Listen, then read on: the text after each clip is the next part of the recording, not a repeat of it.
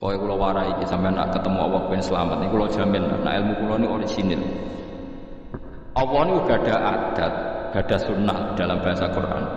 Perkara iku ana alamate. Dadi misale ana mendung alamate napa udan. Terus Allah niku nggih damel sistem. Salih waladzi ja'ala syamsa diya awal qamara nura wa qaddarahu manazila li ta'lamu adadas sinina wal hisab. Sehingga di sistem itu kita tahu musim hujan itu misalnya musim ini. Kalau musim kemarau ini posisi bintang pas di sini. Sehingga wong Jawa sing goblok laroh iki musim hujan, ini musim kemarau. Kalau ahli hisab, ahli astronomi ngerti kalau matahari di sini berarti musim ini, kalau matahari di sini musim ini. Begitu juga musim panas, musim gugur macam-macam. Itu kita tahu, itu sunnahnya Allah dan itu yang bikin Allah, kita tahu. Tapi sekali ada hujan kok kamu bilang begini, wajar udan deres wong rendeng. Itu Allah tersinggung karena kamu nganggep udan itu jasane rendeng, ora jasane pangeran. Gak repot kok ngadepi pangeran. Ya memang begitu. Karena inginnya Allah manusia itu punya dua kecerdasan. Kecerdasan yang diciptakan nubuwah yaitu akidah dan kecerdasan yang diciptakan sains yaitu pengetahuan. Di kula terangno nggih cara madzhab Abu Hanifah banyu ora iso najis. Wis wae banyu nyucekno dadi ora iso napa najis. Tapi kalau dalam madzhab Syafi'i itu air yang tidak sampai 2 kolah niku ukuran 1/4 itu sekira-kira 1 meter persegi. Berarti kiri kanan atas bawah niku napa 1 meter niku pun 2 napa kula niku nak cari Imam Syafi'i jika air sebelum 2 kula itu kena najis sedikit rubah atau tidak rubah najis nggih. Tapi kalau terlalu banyak meskipun kena macam-macam tidak napa tidak najis. Terus illa mata ghayyara kecuali yang rubah. Di misalnya ada limbah, ada kubangan besar itu yang beribu-ribu liter, tapi kok warnanya sudah warna coklat, ya kayak tinja macam-macam itu dihukumin apa? Najis. Tapi wis macam-macam lah madhab dalam air. Tapi saya pastikan itu madhab ulama. Saya pastikan itu madhab ulama. Kalau teks hadisnya begini nih, monggo nak jenengan nabi latihan ijtihad, kok menyesatkan ya ora apa-apa, sing penting ini latihan. Jadi di Madinah, ini hadis di Musnad Ahmad. Di Madinah itu ada sumur, bukan sungai itu. Saya ulang lagi sumur, bukan sungai. Kalau sungai itu konotasinya kan luas, panjang, mengalir. Ini sumur, bener-bener apa? Sumur. Sumur, ya gini sumur nggak sepiro. Nabi itu wudhu di situ, terus diingatkan ya Rasulullah, itu sumur dulu zaman sebelum engkau datang, sebelum ada Islam di sini. Dipakai pembuangan jifah batang anjing dan nyuwun sewu kotoran orang haid. Ya kotoran orang haid. Terus saat itu Nabi ngendikan al-ma' tahurun la yunajjisuhu syai'un. Kata Nabi yang namanya air itu menyucikan. Tidak pernah bisa kena najis. Al-ma' tahurun la yunajjisuhu syai'un. Terus Nabi wudu. Ya sudah begitu. Ya sudah begitu sama rasa bujiro-jiro. Alhamdulillah hadisnya ngono. Ya kan ya, paham kan? Mana sama ditangkleti. Kulon sering ditanya sama orang-orang Jakarta, Gus, saya ini punya air langganan PDAM, itu dikelola dari sungai ini. Padahal sungai ini mulai tinja sampai sapi tank macam-macam ya ke situ semua. Gus. Terus gak baunya karena kaporit. Itu gimana itu Gus? Suci ndak itu? Terus saya tanya, lah kamu pakai ndak? Ya sudah pakai, tapi tertanya hukumnya. Itu kan seperti yang di Jakarta itu kan misalnya yang diolah itu kan sungai macam-macam tuh gitu. Nah itu yang limbah keluarga ya kalau untuk nyuci piring nggak apa-apa. Sapi tang macam-macam kan ke situ juga. Ya kan ya. Cara kok ijtihad ya. Karena kalau menurut Syafi'i 2 kolah pun tidak ada pengaruhnya kalau terlalu banyak apa? Bahan yang apa? Najis, yang limbah itu yang najis. Ya jelas najis ya. Kalau tetong sapi kan ijak ono intikal madhab, rausul makul tohir. Kotoran hewan suci itu suci, masih banyak madhab yang mengatakan bahwa kotoran barang suci itu suci, masih bisa intikal. Kalau kotoran manusia itu lebih kriminal, nggak ada madhabnya itu. Jadi kotorane wedhus iku ana ulama sing darani suci, tapi nek kotorane rugen gak ono. Nah, itu kan repot. Makanya kata sebagian ahli hadis, sebaiknya hadis itu tidak usah diijtihadi, pokoknya Nabi ngendikan begitu, ya sudah orang terus ya sudah begitu. Paham gitu. Terus seperti di sini misalnya, yang di sini Gajah Wong itu kan atasannya sana mulai kali Jode kan macam-macam, mulai wong buang kotor, air besar air kecil kan lewat semua macam-macam. Makanya masalah air itu pokoknya sifatnya air itu ma'an tahura, sifatnya air itu mensuci. Mensucikan itu dua dalam madzhab Syafi'i itu, air dan tanah. Di air dan tanah. Terus sama Abu Hanifah ditambah satu. Ini kalau sampai coba ada apa-apa, api. Makanya kalau ada boto, cara kira apa mas? Boto itu? Boto bangunan. Boto itu kan kebanyakan kan kadang kan tipak buahan pletong itu gini, terus dipakai foto, dicampur-campur, diulet-ulet, terus jadi apa? Foto. Cara madzhab Syafi'i tetap najis, dipakai masjid tidak bisa karena sebagian bahannya dari apa? Najis. Cara madzhab Hanafi suci karena sudah dibakar. Karena api itu termasuk alat mensucikan. Alasannya Imam Abu Hanifah, orang yang fasik-fasik itu nanti disucikan pakai api neraka. Berarti api itu bagian dari alat mensucikan. Jadi misalnya Rukin mau sholat dibakar, sholat suci itu. Karena api itu mensucikan. Buktinya orang-orang yang masuk neraka nanti sebelum masuk surga kalian kan disucikan dengan api. Mana ada di neraka disucikan pakai air. Artinya kalau ada batu bata itu yang dipakai dari najis ya kemudian dibakar, itu berarti cara madzhab Hanafi suci. Alhamdulillah itu. Jadi kita bikin masjid nyaman karena banyak dianggap apa? Suci. Lewat apa? Lewat apa? Api tadi dia dimakan. Tapi yang ngeri. Nggih. Ben sampean ngerti madzhab gitu. Terus saya memang tak niati setiap saya ngaji entah 1-2 tak sisipkan hukum fikih karena fikih ini yang kita alami keseharian. Nggih, fikih ini yang kita alami apa? Keseharian. Makanya saya minta teks hadis tadi jangan rubah. Pokoknya ada sumur tidak sungai. Sumur itu kan airnya tenang, tidak ngalir. Nyatanya Rasulullah sudah dilapuri. Ini batang-batang anjing dan bekas orang-orang haid, kotoran haid itu dibuang di situ ya Rasulullah. Terus Nabi menjawab, alma la yunajjis alma utahurun la yunajjisuhu syai'. Terus orang-orang Syafi'iyah mentahmilkan dalam bahasa ijtihad itu dianggap itu mungkin sumurnya terlalu besar dan airnya terlalu apa? Banyak sehingga kotoran-kotoran itu tidak merubah warna. Tapi kata yang lain-lain masa yang benar aja gitu, masa banyu diam dimasuki kotoran gitu tidak apa? Rubah. Nah itu ya itulah ijtihad. Ijtihad itu guyonannya kan gitu. Pendapat saya benar mungkin salah, pendapat Anda salah mungkin apa? Benar.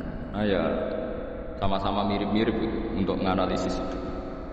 Yang jelas Allah mensifati air itu ma'an tahura, bahwa air itu punya sifat dasar mensuci. Karena cara kula niku asal tidak terlalu ketok najis ngoten, kaya pada PDAM ngoten niku, enggak anggota air terus gak anggo apa nek suci ngoten. Dan takoki tapi kan asal usulnya di sana najis gini. Asal usul barang kok repot. Kula sering dibantai tiang-tiang sing terlalu napa was-was. Tapi jelas saya tahu sendiri. Sapi teng itu ngalir ke sungai gini-gini saya tahu sendiri. Ya, tak jawab, saya juga tahu sendiri dari langit itu langsung air turun. Jadi artinya kalau dia melihat sisi najis ke sapi teng, kalau melihat sisi dari gunung Merapi dari langit kan langsung. Jadi kalau eling najis ya, tak eling suci nih.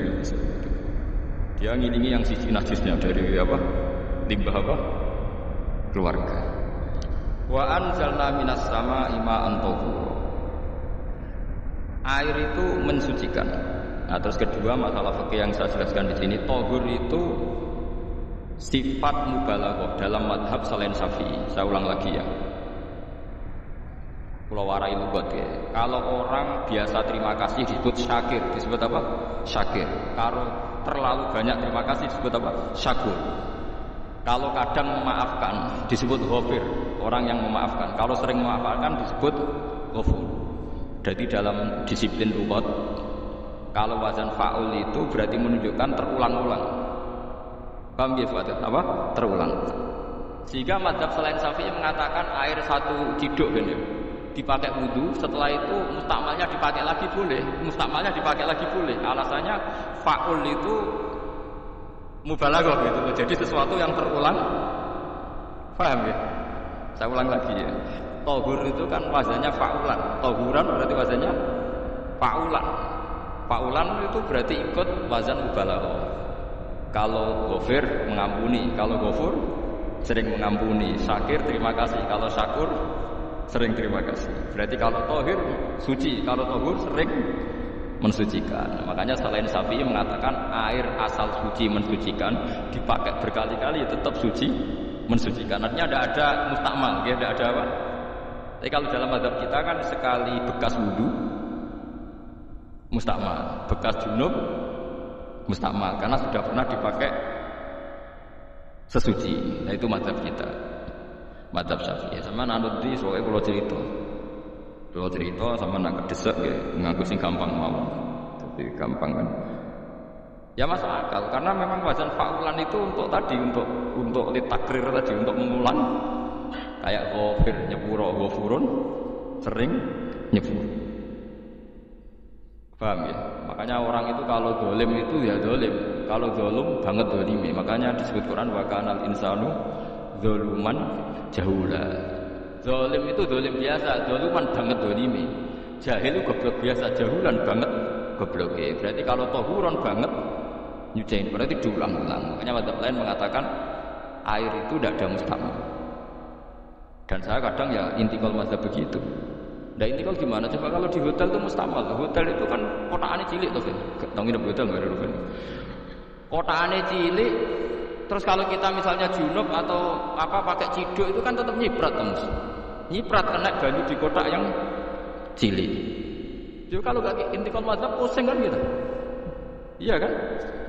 Terus kemudian intikal lah suci mas. Takoki pangeran, takok mbok bolak-balik intikal mazhab Gusti. Dari sapa jare Gus Pak takoki. Lah kowe muni kowe kok takoki malah pusing. Kayak Bang Khalil Bangkalan itu. Kalau nalkin mayit itu masyhur Bang Khalil Bangkalan. Tidak nalkin mayit itu. Yo kan yo aku sibuk urusan pakai. Takoki malaikat ngenteni Bang Khalil. Tinggal mirip. Sing ngono tok. Nalkin meneh. Yo jiyo soe nak takoki malaikat marabbuka manabiuka ngenteni ketuane. Sedaya ngenteni dene. Ya sudah ditinggalin. Ya orang ditakoki mudine orang kabudut. Pokoke diwarai kabeh. Nah terakhir beliau rada modern. Ngenteni ketua rombongan kok. Jadi nanti yang jawab itu ketua rombongan. Tapi aja tiru kan takoki malaikat entos iki Gus. Aku teko duduki mawon Gusti. Tuan yakin menggorokin ngomong ngeten kalau ngomong kan akhir. Kamu tahu kan tugas standar Anda apa? Ya tugas standar bukan akhir nuduki Gus. Ya ya. Biasa nuduki takkan apa? Nah itu mungkin guyone wali ku jek mungkin kadang orang itu engkar ndak bisa. Yaitu tadi piye wae resmi teknya Allah itu yaumana kullu unasim bi imamihim. Nanti manusia dipanggil itu per ketuanya. Bukan per individu kesuwen. Jadi ada teori itu yang mungkin benar. Teori itu yang mungkin benar karena kita nanti di mahsyar juga dipanggil ketuanya dulu. Jadi ya ma'asyarus syafi'iyah, Imam Syafi'i disuruh maju ya ma'asyarul malikiyah. Karena ketua ini nanti yang menciptakan wadab. Karena ada pepatah an-nasu ala dini mulukihim. Manusia itu mengikuti tradisi ketuanya. Mungkin coba orang Indonesia mbok bodoh, mbok ora, mbok pinter, mbok ora ngger Abu Bakar ya radhiyallahu anhu. Coba kalau tradisinya Syiah mungkin Abu Bakar laknatullah alaihi. Ya kita tidak tahu begitu. Akhirnya kita ketiban apik karena menghormati apa? Sahabat. Artinya ketua itu penting, menciptakan suasana ketua itu penting. Coba kalau tanpa ketua mungkin kita tidak punya tradisi, makanya dipanggil itu ketuanya. Makanya sampean milih ketua itu yang benar. Setidaknya orang ikhlas, misalnya rapati bener, penting ini ikhlas. Ngeri itu kalau pas sampai dipanggil nunjuk ketua itu, kemudian ketua partai, wah panggil pangeran bingung kan. Ketua sopo nyebut ketua partai. Wali partai dia itu pangeran Melayu. Wah ngadepi pangeran meriang gitu. Paham ya? Jadi nanti sampai itu ditanya itu lewat nopo ketua. Terus ketua nanti itu ngecek ada nur yang dipakai alamat dia ngikutin dak. Nah yang paling ngeri ya termasuk Rasulullah. Rasulullah itu nanti pakai standar itu. Inna umati yutawna yawmal qiyamati hurran muhajjalin min athari wudu. Itu kan ada tanya jawab sama sahabat. Kata Rasulullah, kamu tidak usah khawatir kalau saya meninggal saya itu baik. Hayati khairun lakum wa mamati khairun lakum. Saya hidup di antara kalian ya baik, setelah saya meninggal juga baik. Ya Nabi ya unik. Amma hayati fali asunna lakum as-sunan. Kalau saya masih hidup berarti saya bisa meneladani kamu melakukan beberapa sunnah, beberapa tradisi. Sunnah itu tradisi. Jadi orang kudu artinya sunnah itu wajib atau sunnah. Buktinya ini Quran ada sunnatullahi latif sunnatullah fil ladzina khalau min qabl. Jadi sunnahnya, tradisinya Allah menghukumi orang-orang dulu. Itu bisa orang benar, bisa orang apa? Benar. Kata Nabi, kalau saya masih hidup, fali asunna lakum asunan, saya bisa mentradisikan kamu beberapa sunnah, bisa wajib, bisa sunnah. Wa amma wafati ya khairun lakum. Kalau saya sudah meninggal nanti juga bagus. Mereka aku nak SK pundut dari Nabi, aku jejer pengiran. Jadi nak roh kowe apik, saya muji Allah, nak roh kowe elek, langsung saya minta ampunan kepada Allah. Dan semua umatku nanti diampuni. Tapi terus Nabi mulai menangis. Tapi ada beberapa masalah. Ketika orang-orang itu ternyata umatku, mau saya ajak ke surga, kata Tuhan, kata Allah, innahum qad ahdatsu ba'dak. Mereka ini bikin aturan aneh-aneh setelah kamu Muhammad. Terus Pak aku lu sufkon ya sudah kalau gitu tak tinggal ke surga, tidak ikut masuk surga. Nah kemudian ulama berdebat ahdatsu itu apa? So, ada yang itu bid'ah gitu, macam-macam. Kalau ulama Sunni ahdatsu itu ya bid'ah ibadah makhdhuf. Jadi misalnya orang melakukan sholat zuhur kok 6 rakaat itu kan mau nganggur papat es kesel kok malah muni 6 itu. Utawa zuhur kok mau 3 rakaat itu kan ya itu bid'ah. Karena ibadah makhluk. Tapi kalau masalah sosial itu fleksibel. Fleksibelnya adalah misalnya dulu Nabi naik unta, orang yang anti bid'ah juga naik Innova. Padahal dulu naik unta. Orang-orang yang poligami itu ya tidak nunggu istri pertama mati. Padahal dulu Nabi poligami setelah Sayyidah Khadijah meninggal. Ya mereka baik-baik saja. Alasannya poligami sunnah Rasul. Padahal detailnya sunnah Rasul poligami setelah istri pertama. Jadi kayak Ruben itu belum boleh. Istrinya kan masih hidup 2 dia. Betul.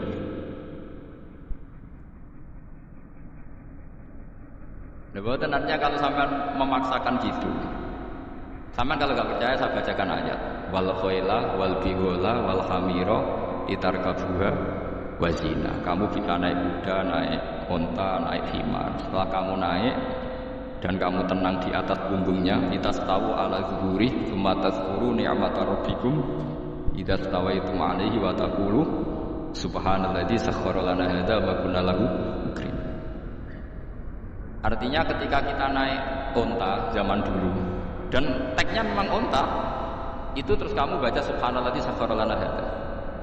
Apakah sekarang kesunatan baca itu kalau yang ditupai unta, sehingga kalau yang naik Innova tidak usah baca itu? Wah, aku numpak ora unta, dadi ora usah maca subhanalladzi sakhkhara. Dhisik Nabi maca iku mergo numpake unta. Ya ngajak goblok bareng mosok sepuh kanthi gitu. Makanya sensitif ya, bakas bid'ah ndak itu sensitif. Enggak usah dibahas, biasa saja. Nek ora cocok ya diem aja. Udah sebenarnya ora cocok kalau sampai ngelakoni tapi tidak usah komentar karena jelimet. Saya pernah ditelepon orang dimaki-maki. Orang Sidoarjo. Padahal wong Jawa Timur, ya aneh. Kan ada orang matur Rasulullah namanya Abdullah bin Amr. Ya Rasulullah, saya ini kuat puasa terus. Kata Nabi, jangan puasa 1 bulan 3 hari saja itu sama dengan 1 bulan penuh karena satu puasa sama dengan 10. Masih balelo terus termasuk menyangkut Quran.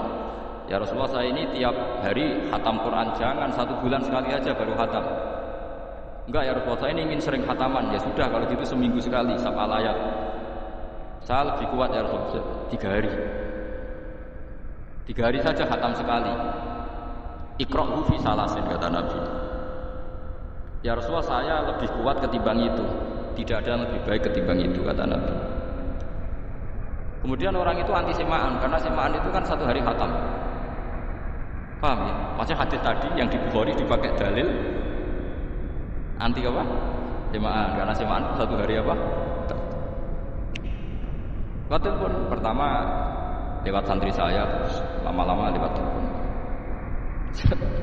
Saya tanya, kamu bacanya hadis kira-kira sama saya banyak mana? Kayaknya banyak jenengan. Saya tanya, betul Nabi menyuruh khatam tiap 3 hari? Ya. Betul Nabi menyuruh khatam tiap 1 bulan? Ya. Ya sudah, lakukan saja. Anda sering tak khataman tiap 3 hari? Tidak pernah, setahun aja tidak mesti. Nah iya, kalau Nabi melarang baca Quran tiap hari kamu setuju, tapi Nabi nyuruh tiap hari khatam kamu udah setuju. Tidak apa-apa, kamu anti semaan tidak apa-apa, tapi lakukan perintah Nabi tiap hari, tiap 3 hari khatam. Menang deh. Nah itu maksud saya.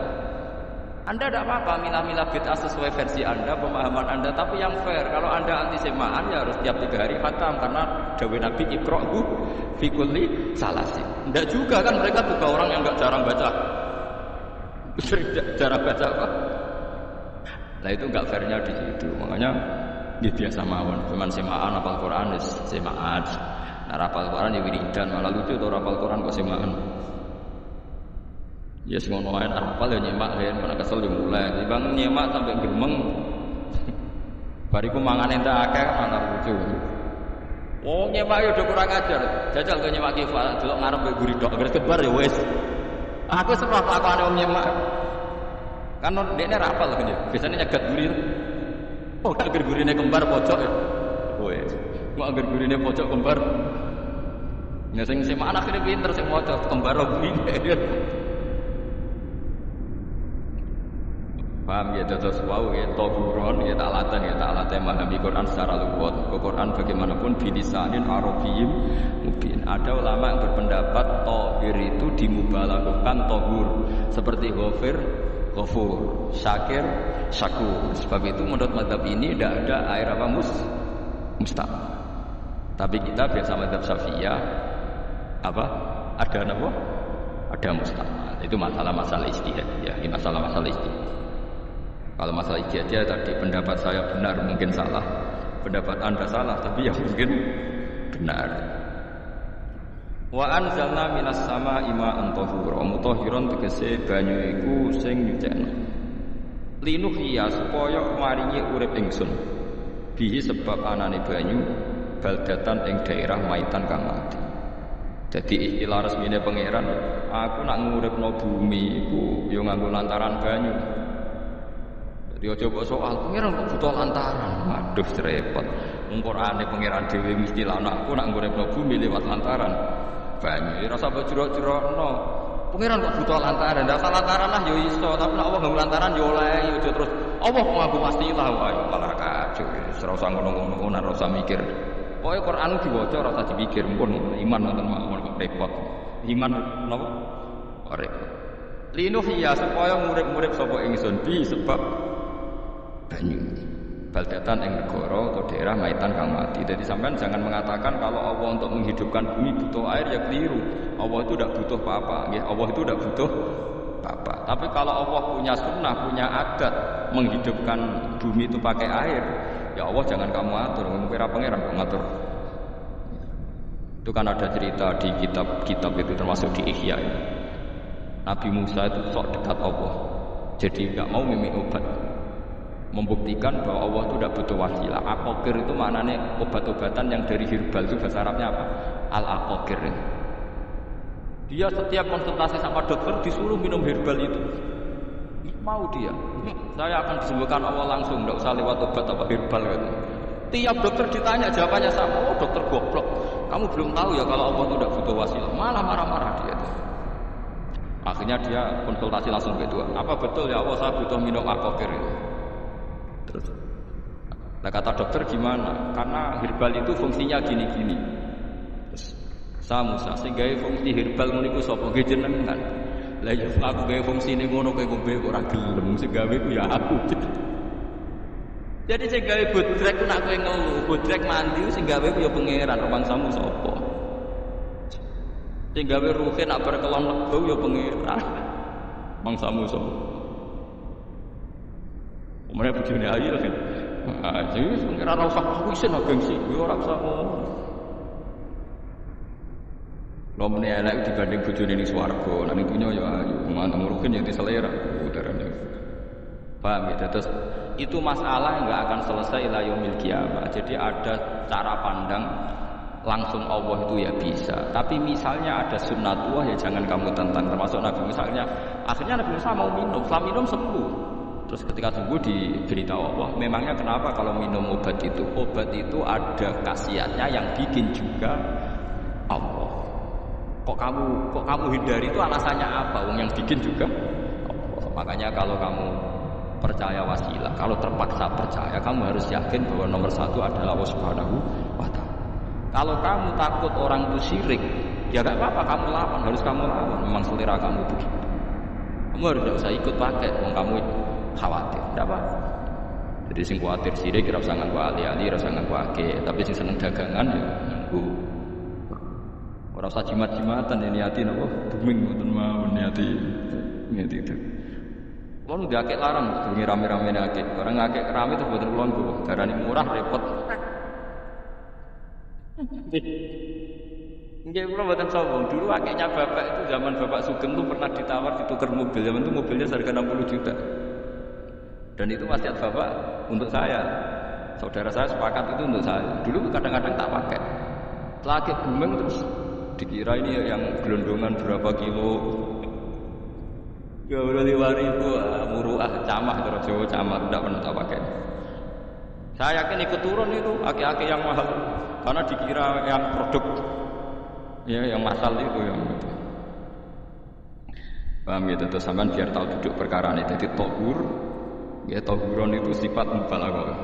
Tapi kalau dalam mazhab Syafi'i tohur itu ismul alat.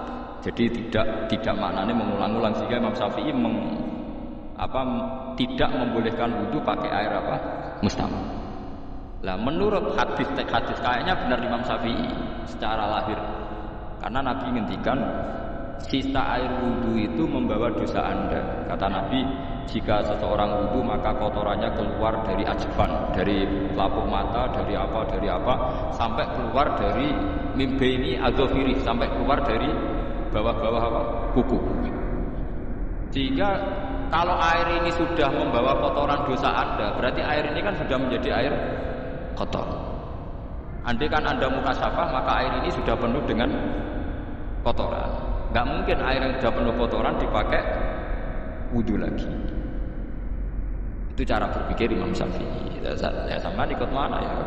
Ya gampang kan kalau keadaan normal ya ikut Syafi'i, kalau air banyak, kalau udah normal ya ikut mazhab yang lain. Kan gampang, gitu aja kok repot tuh. Ya itu pentingnya orang ngaji ya di situ itu harus banyak pilihan. HP kertune loro sama mazhab musito. Gitu. Ya pokoknya gitu. Kalau yang percaya wasilah ya pakai istilah pangeran linuhyabi baldatam maita, ada kata bihi. Allah menghidupkan bumi itu dengan pelantaraan air, padahal Allah tidak butuh perantaraan. Tapi yang anti ya gak apa-apa. Memang yang percaya wasilah itu ya bahaya juga. Ya pokoknya ya udah pakai dua kartu apa susahnya tuh. Ya gak apa-apa. Asal ada ilmunya. Ya tidak karena emosi. Memang ada apa? Ada ilmunya. Linuh iya bihi baldatam maita. Wanustiyah lan nyirami ingsun yastawi padha bal data maita bitafif lan takfif maita, maksudnya buatan maita tapi napa maita. Yastawi padha fi ing dalam dawa maita napa mudzakkar muannas lan muannas. Zakar mudzakarna sapa wa taala ing dawa maitan ditibari makani kelawan diitung tempat.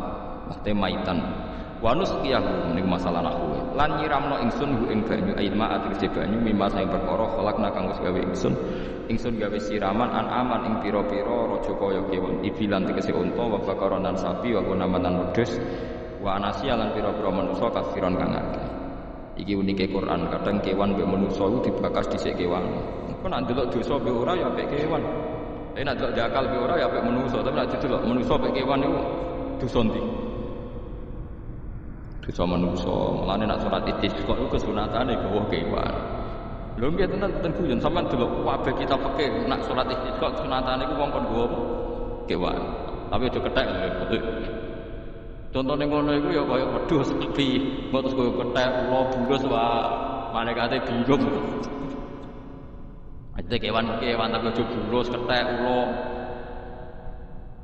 Mulane teng daerah mriku, daerah sarang nate kekeringan. Bareng kekeringan tiang salat istiqo ono sing go sapi, go wedhus delalah bar salat istiqo iku udan. Tapi kula seneng iki pas udan kiai ini ketika kowe aja GR nak udane krana kuwi ya krana sapi iki wedhus iki.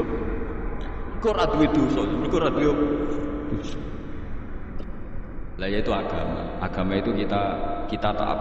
Wong kita dari makhluk paling terhormat. Tapi nyatane nak istisqa butuh bantuan kewan. Itu kesunatan istisqa ngoten to. Mriki ngoten mboten. Do nuntun wedhus to. Napa? Mboten sing tek teng kitab-kitab Pak Sami kok. Kan go kewan kan? Ya. Tapi ya soal kewan kok iso bayar. Wah, ana wong pasar ngasem mbok gowo mulai ular kobra macam-macam ya, Pak. Malah repot.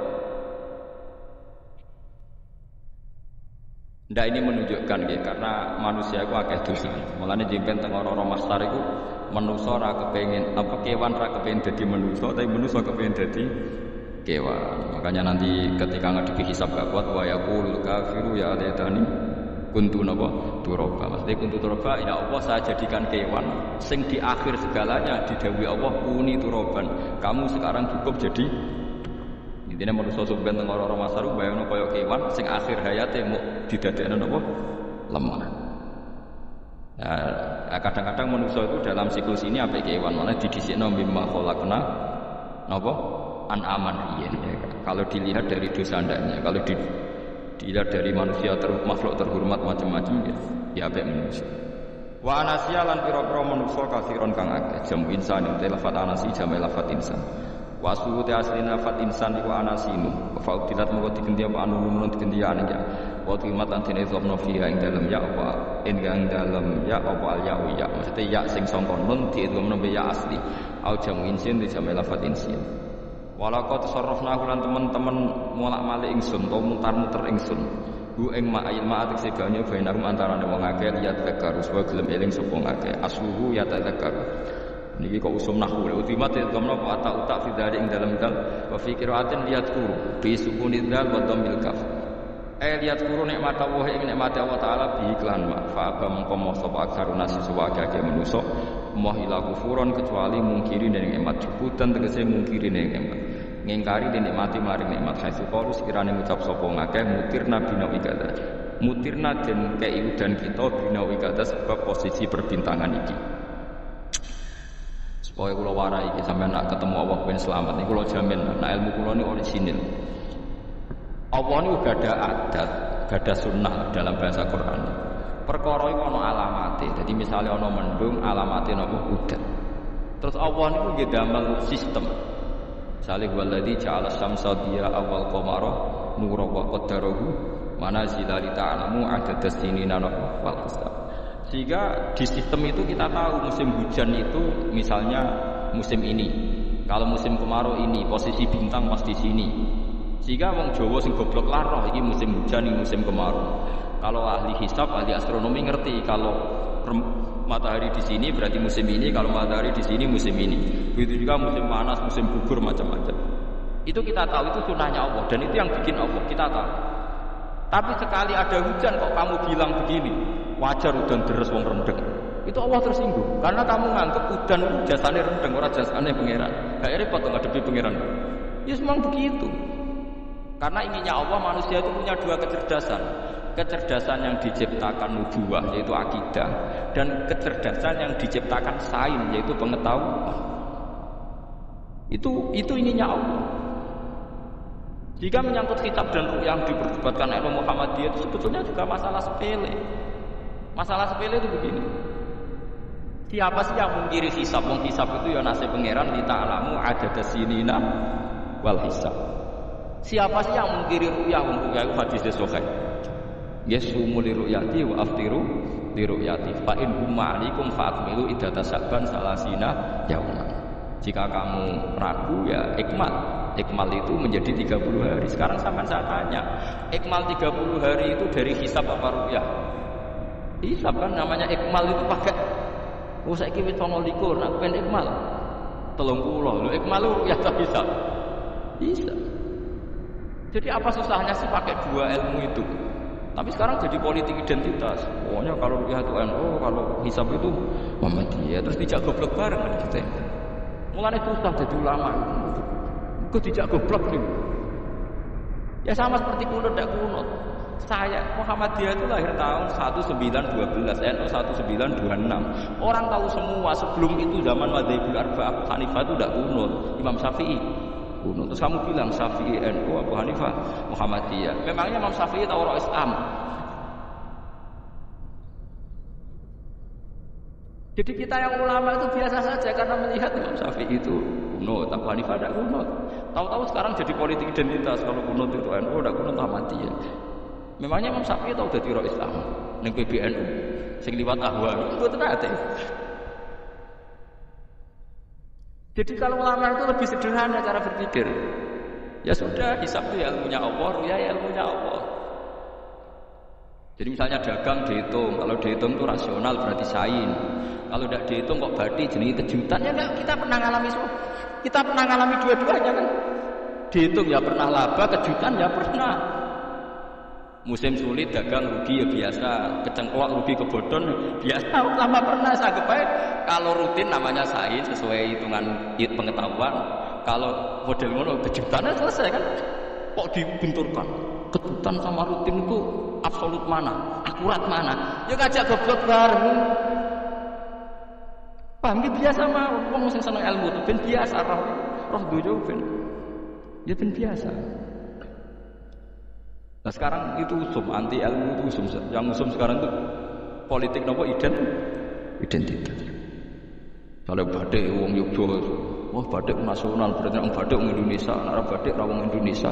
Jadi batik nopo pakaian nasional. Ya boleh hadis nganti ngeluh kesunatan ibadah nggak lebih putih. Orang kesunatan ibadah nggak lebih nopo gede. Tapi nak kowe wong alim ben diarani klambi putih gak wajib, kudu kadang-kadang nganggo batik, nggo nunjukno nak nganggo putih iku. Saya itu seingat saya belum pernah ngaji gak pakai baju putih. Karena pikiranku sudah sering ditanya, Gus kowe wong alim ora tau jubahan. Nak jubahan kaya wong Arab. Nak batik kesane kok ora sunah Rasul seneng putih, setengah-tengah nggo hem putih sunah Rasul tapi tetep Indonesia. Wis tak pikir lho, lha kok ora mikir nganggo batik.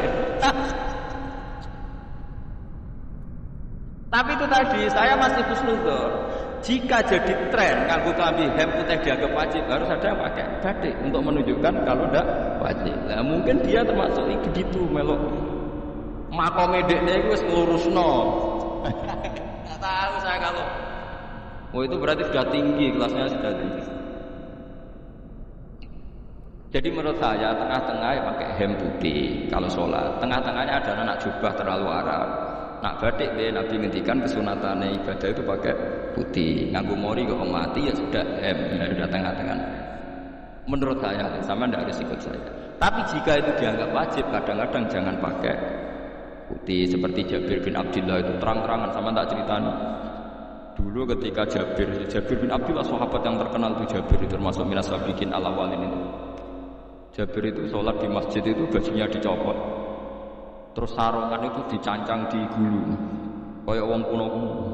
Sarongan sitok dicancang di gulu. Bawa baju diletakkan di soko masjid. Setelah itu orang tabiin melihat dia secara sinis. Tabiin itu generasi setelah sahabat. Marah-marah ketika dimaki, masa engkau sahabatnya Nabi sholat bisa bin wahid, pakai baju satu dicancang bisa.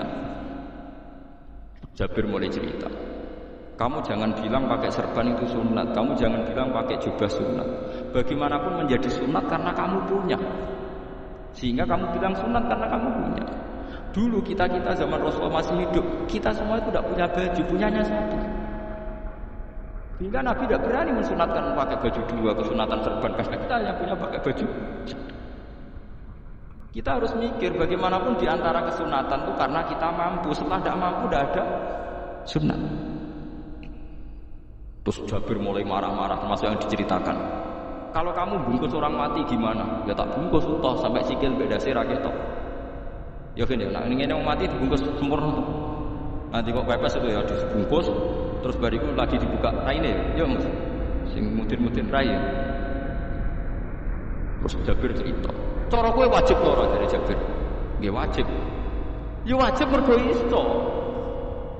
Terus dia cerita, dulu Sayyid Hamzah dulu bapak saya Abdullah Jabir bin Abdullah. Itu saking enggak adanya baju.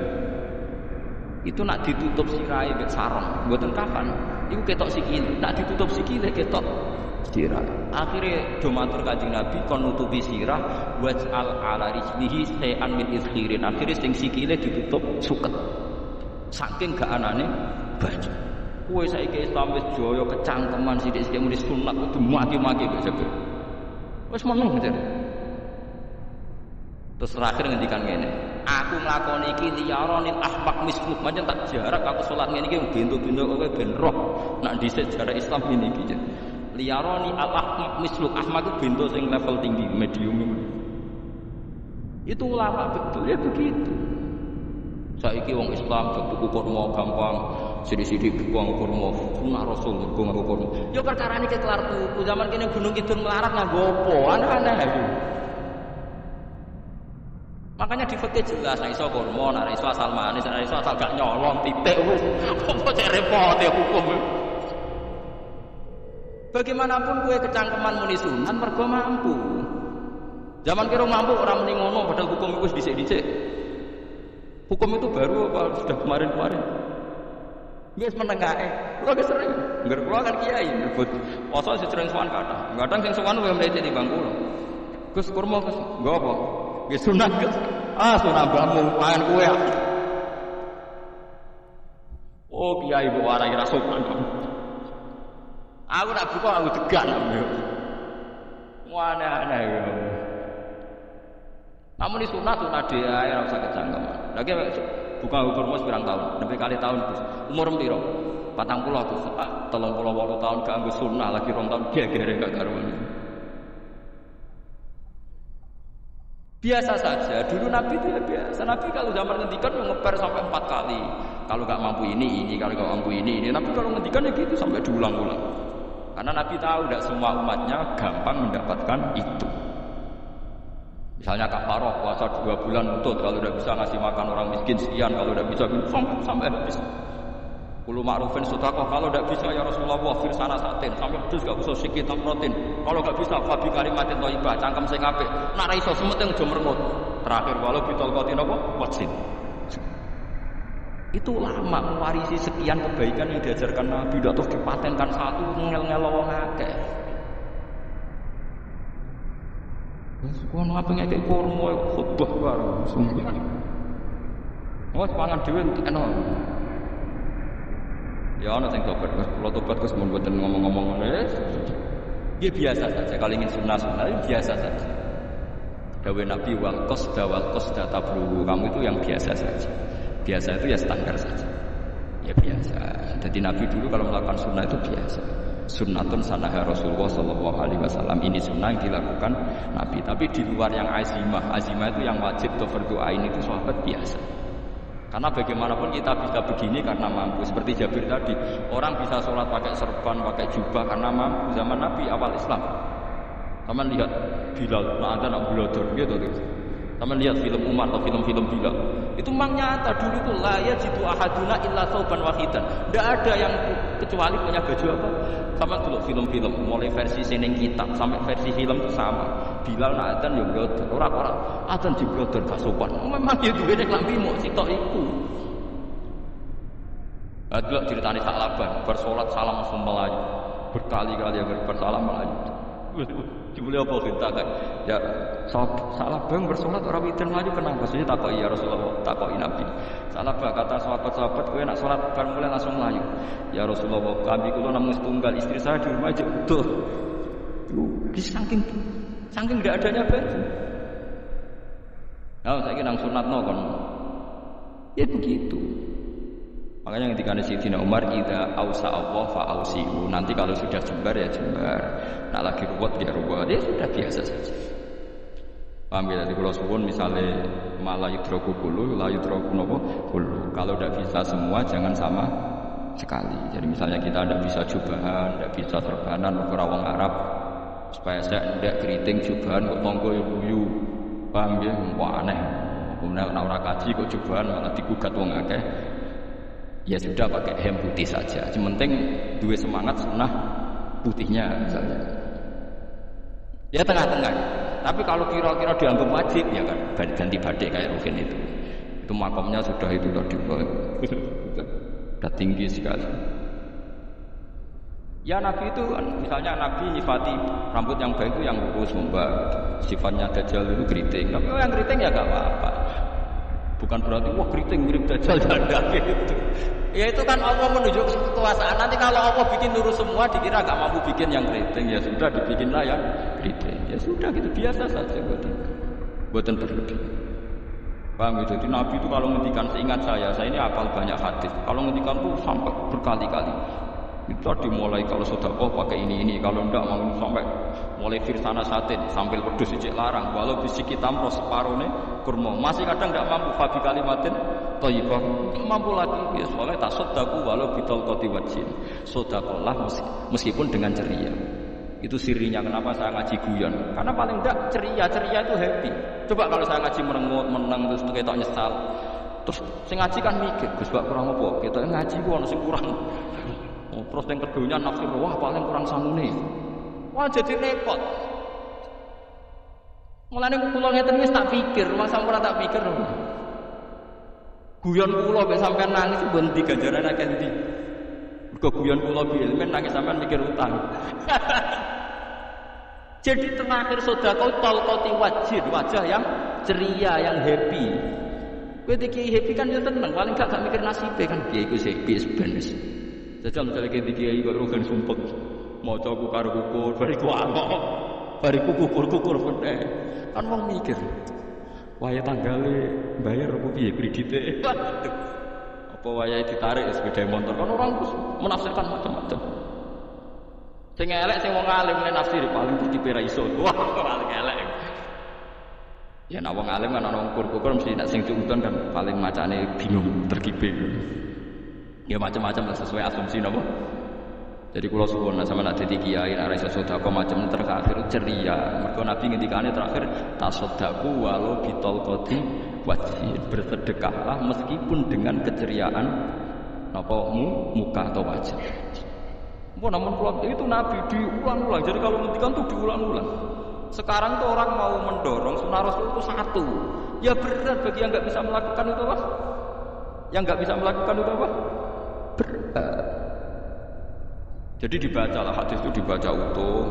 Ya bukan kita apa ya sepuluhan kepingine kabeh umat Nabi itu happy. Mergo selama itu tidak maksiat berarti anut ajaran Nabi Muhammad sallallahu alaihi wasallam. Ma khuyira Rasulullah baina amrayni illa tara aisarahuma malam yakun isman. Rasulullah itu tidak pernah disuruh milih dua hal yang berbeda kecuali milih yang paling gampang. Asal itu tidak barang dosa. Itu hadis muttafaq alaih. Ma khuyira Rasulullah baina amrayni illa tara napa aisarahuma malam yakun napa isma. Jadi Nabi itu tidak disuruh milih dua hal, mesti milih yang paling gampang asal tidak nopo dosa. Makanya Makanya Nabi kalau ditanya, ya Rasulullah sampai nanti tawaf pakai unta apa enggak? Kesel nih, nggak kesel malah, ya naik unta saja. Makanya Nabi kalau tawaf itu dulu pakai apa? Unta. Saya ingin mulai Arab Saudi pakai MRT, berkoordinasi Nabi unta, terus saya ingin nganggur apa? Kereta lingkar. Sekarang baru diperdebatkan. Cek kurang ajar itu, sebenarnya tamu spesial, misalnya pejabat negara, kan atau tawaf numpak kereta muter.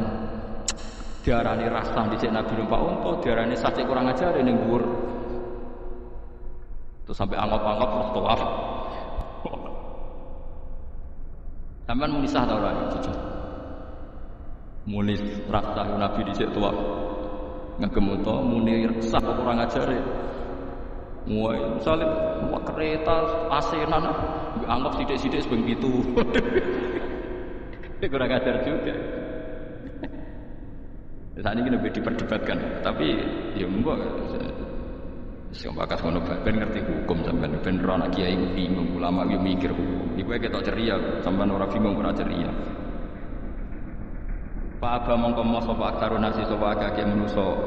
Mo ila kufuron kecuali ngafirin emte apa juhud. Tegese ingkar nikmati maring nikmat haitsu qalu sekirane ucap sapa kufar mutir nabi nawi kada. Mutirna den kairingi udan kita binawi kada sebab posisi bintang sing ngene iki. Walau syi'na laba'atna fi kulli qaryatin nadhir. Walau syi'na umpama ngersakno ingsun Allah laba'atna iktine nugasno ingsun ngutus ingsun fi kulli qaryatin.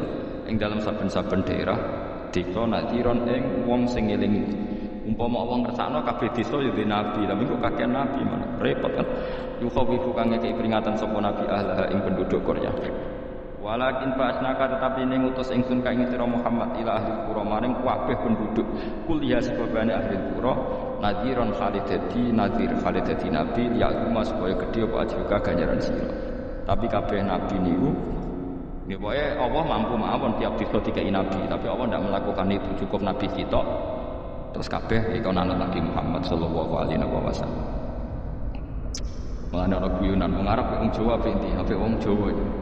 Wong Arab itu cara obat itu dosis tinggi, mulane dikirimi Nabi. Wong Jawa cukup mudin, cukup kiai wis Islam, jadi rapati salah. Penyakitnya ringan, jadi dibati kiai wis dadi iman. Nah wong Arab kudu napa? Nabi. Berarti penyakit berat ringan Nabi endi? Nabi ringan, mulane jare kiai Jawa kita apik wong Jawa wis wong Arab. Mergo ora butuh napa?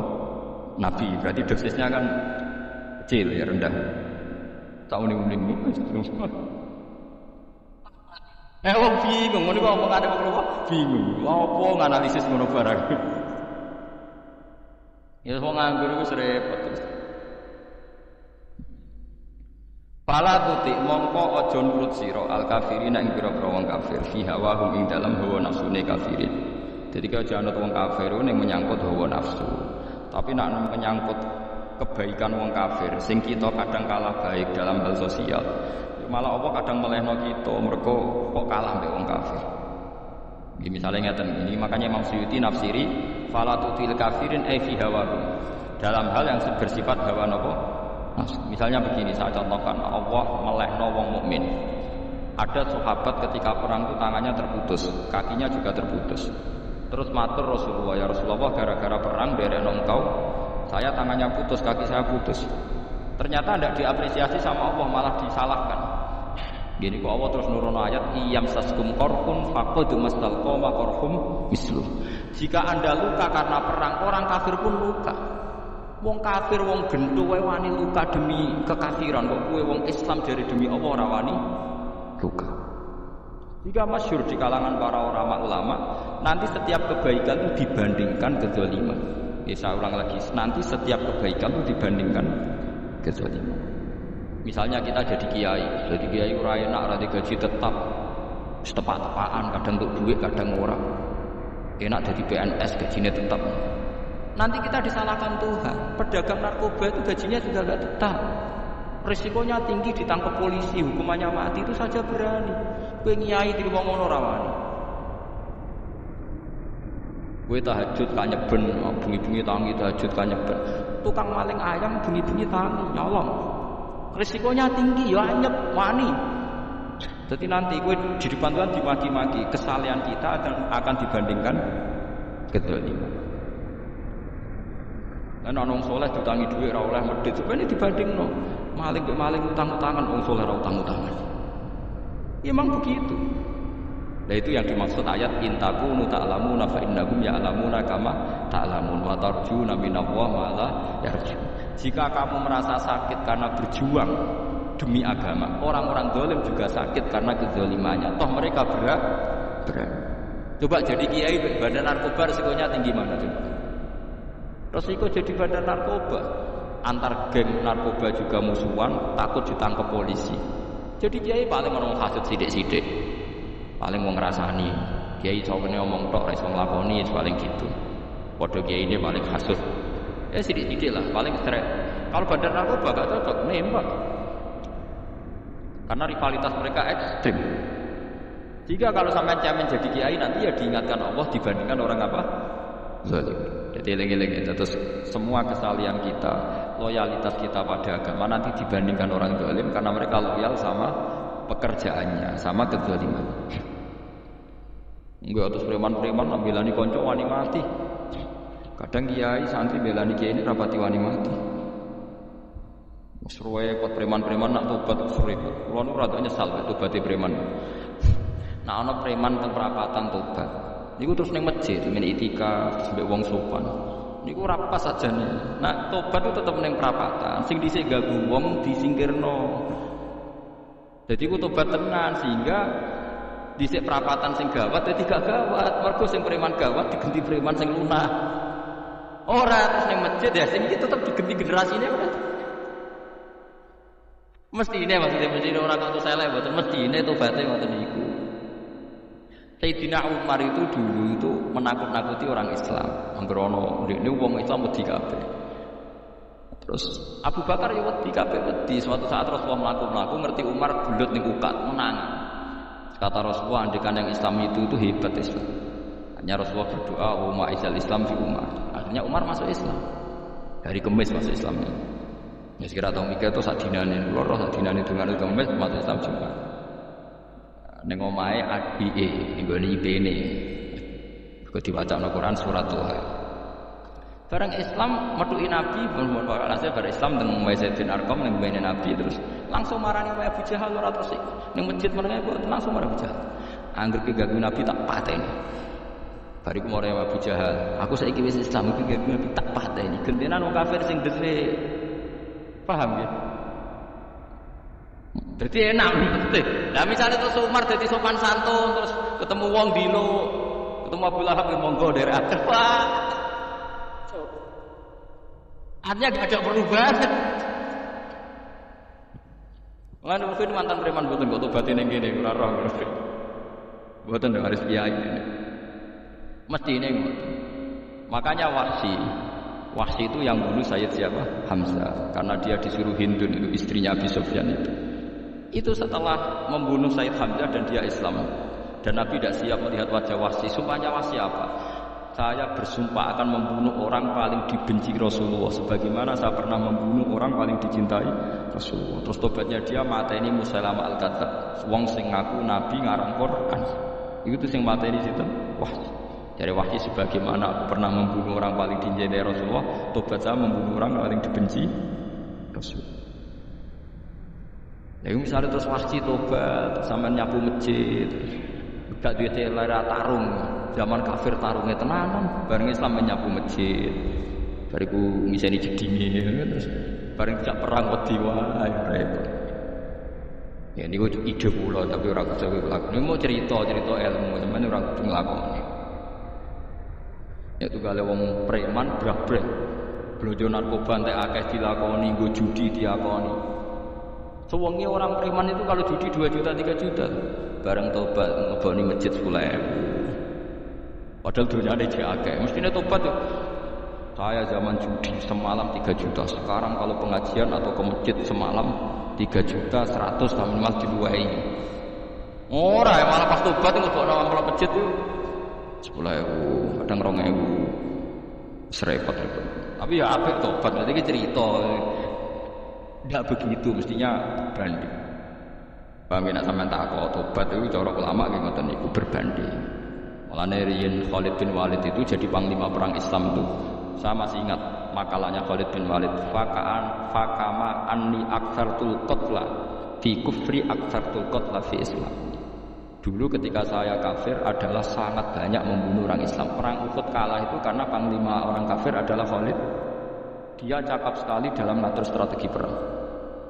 So Khalid itu utek elek kan pikirannya ala sahabat yang menungso ruhin es kayak wong wedok ambek apa jenenge ghanimah mesti medhun.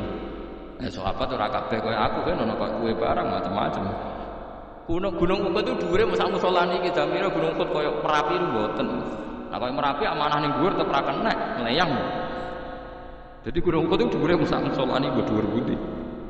Mongko nate mriko bolak-balik kan nggih bisa nerung tahu. Kula kaya wong India dadi melok itikaf teng Gunung Uhud. Mbok piye dalile mbok ya ora ora. Lah itu Khalid bin Walid pinter, dia ketika kalah itu muter ke belakang terus ghanimah itu dilepas. Ya, dulu itu dalam perang dulu itu ghanimah itu kan perempuan sama apa? Ya sama barang-barang itu. Ketika dilepas itu dianggap sudah mengaku kalah. Ada sahabat yang ruhin itu udah akad sahabat, ada sahabat papan atas, sahabat sing ya, seperti itulah. Sahabat kebanyakan turun ternyata Khalid itu muter terus naik dari belakang. Pas sahabat turun, dia naik dari apa? Yo penak karek mana iko dhuwur, itu akhirnya kalah. Itu ya gara-gara strategi ini Khalid bin Walid.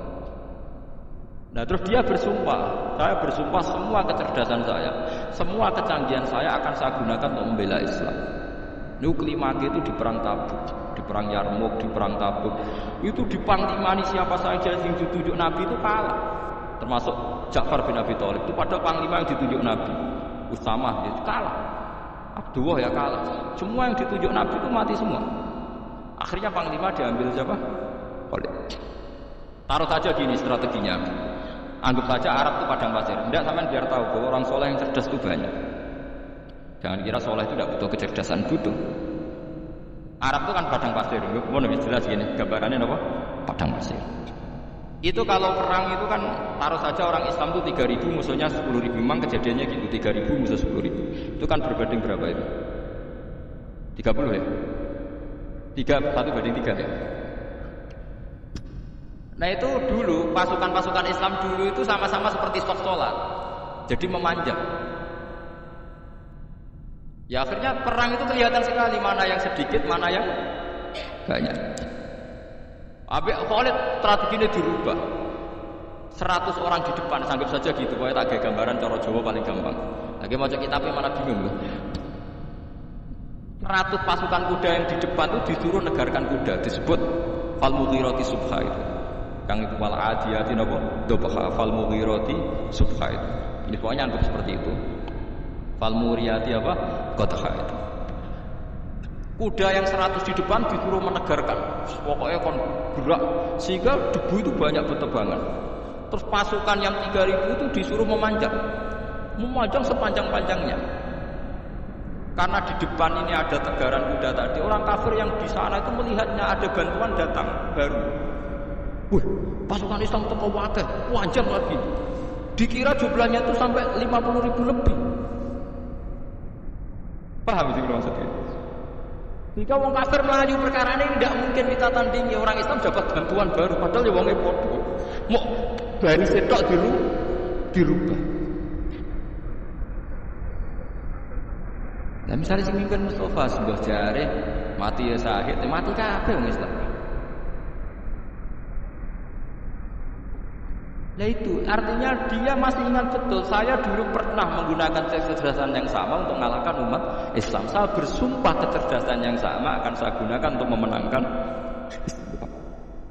Lalu coba bayang nonton aneh padang pasir 3.000 orang, yang 100 di depan negarno kuda supaya pandangan tidak begitu jelas. Terus yang belakangnya memanjang dari jauh kan kelihatan pasukan dapat bantuan baru. Padahal ya orangnya sama. Maksudnya orang kafir merasa wah nggak imbang. Kita ada imbang karena orang Islam dapat bantuan. Terus menang. Lah itu tobat bener gitu loh. Orang kok pas kafir cerdas, orang Islam tobat nyapu masjid. Sebariku ngaji ngantuk. Padahal zaman kafir cerdas, memperdayakan ekonomi nganti sugih bergeder. Bareng Islam terus dunia entek melarat, terus nyapu masjid, bariku sholat qobliyah ba'diyah mulai, poso sunat. Ya tidak masalah itu, tapi sugih tetap zaman kafir sugih. Zaman Islam kiri, maksudnya zaman Islam ya sugih, kecerdasan dan hartanya untuk liizatil Islam wal muslimin. Mestinya, tapi ya enggak apa-apa kalau ada tobat model gitu ya ada apa-apa. Ojo kok terus dari Gus Pak ngono kok elek ya ora nek jenenge tobat mesti apik, tapi enggak fair gitu loh. Maksud zaman nakal serius, zaman tobat sekenanya itu kan fala tuti mongko joto atsira al kafirin ing pira-pira kafir fi hawa ing dalem selera hawa nafsune wong kafir. Wajahidhum lan merangi sirahum ing kufar. Merangi maksudnya berjuang bihi kelawan Quran. Maksudnya hujjah. Uang itu nak merangi wong kafir nganggo Quran, ndak mesti perang itu nganggo pedang. Niki jelas kita pilih wajah itu bihi ebil Quran. Maksudnya perang nganggo Quran itu kita melatih argumentasi atau hujjah yang dengan hujjah itu jelas-jelas ketok bener agama napa Islam. Wajahid lan merangi siraku ing kufar bi iklan Quran itu Quran jihad dan kelawan perang atau kelawan jihad kelawan berjuang kabiran kang gede. Wa ta'ala wa ala dzat maroja ingkang lepas sapa Allah al-bahraini ing dua laut. Arsalat sing lepas sapa ta'ala guma ing al-bahraini mutajawira ini hale berdampingan.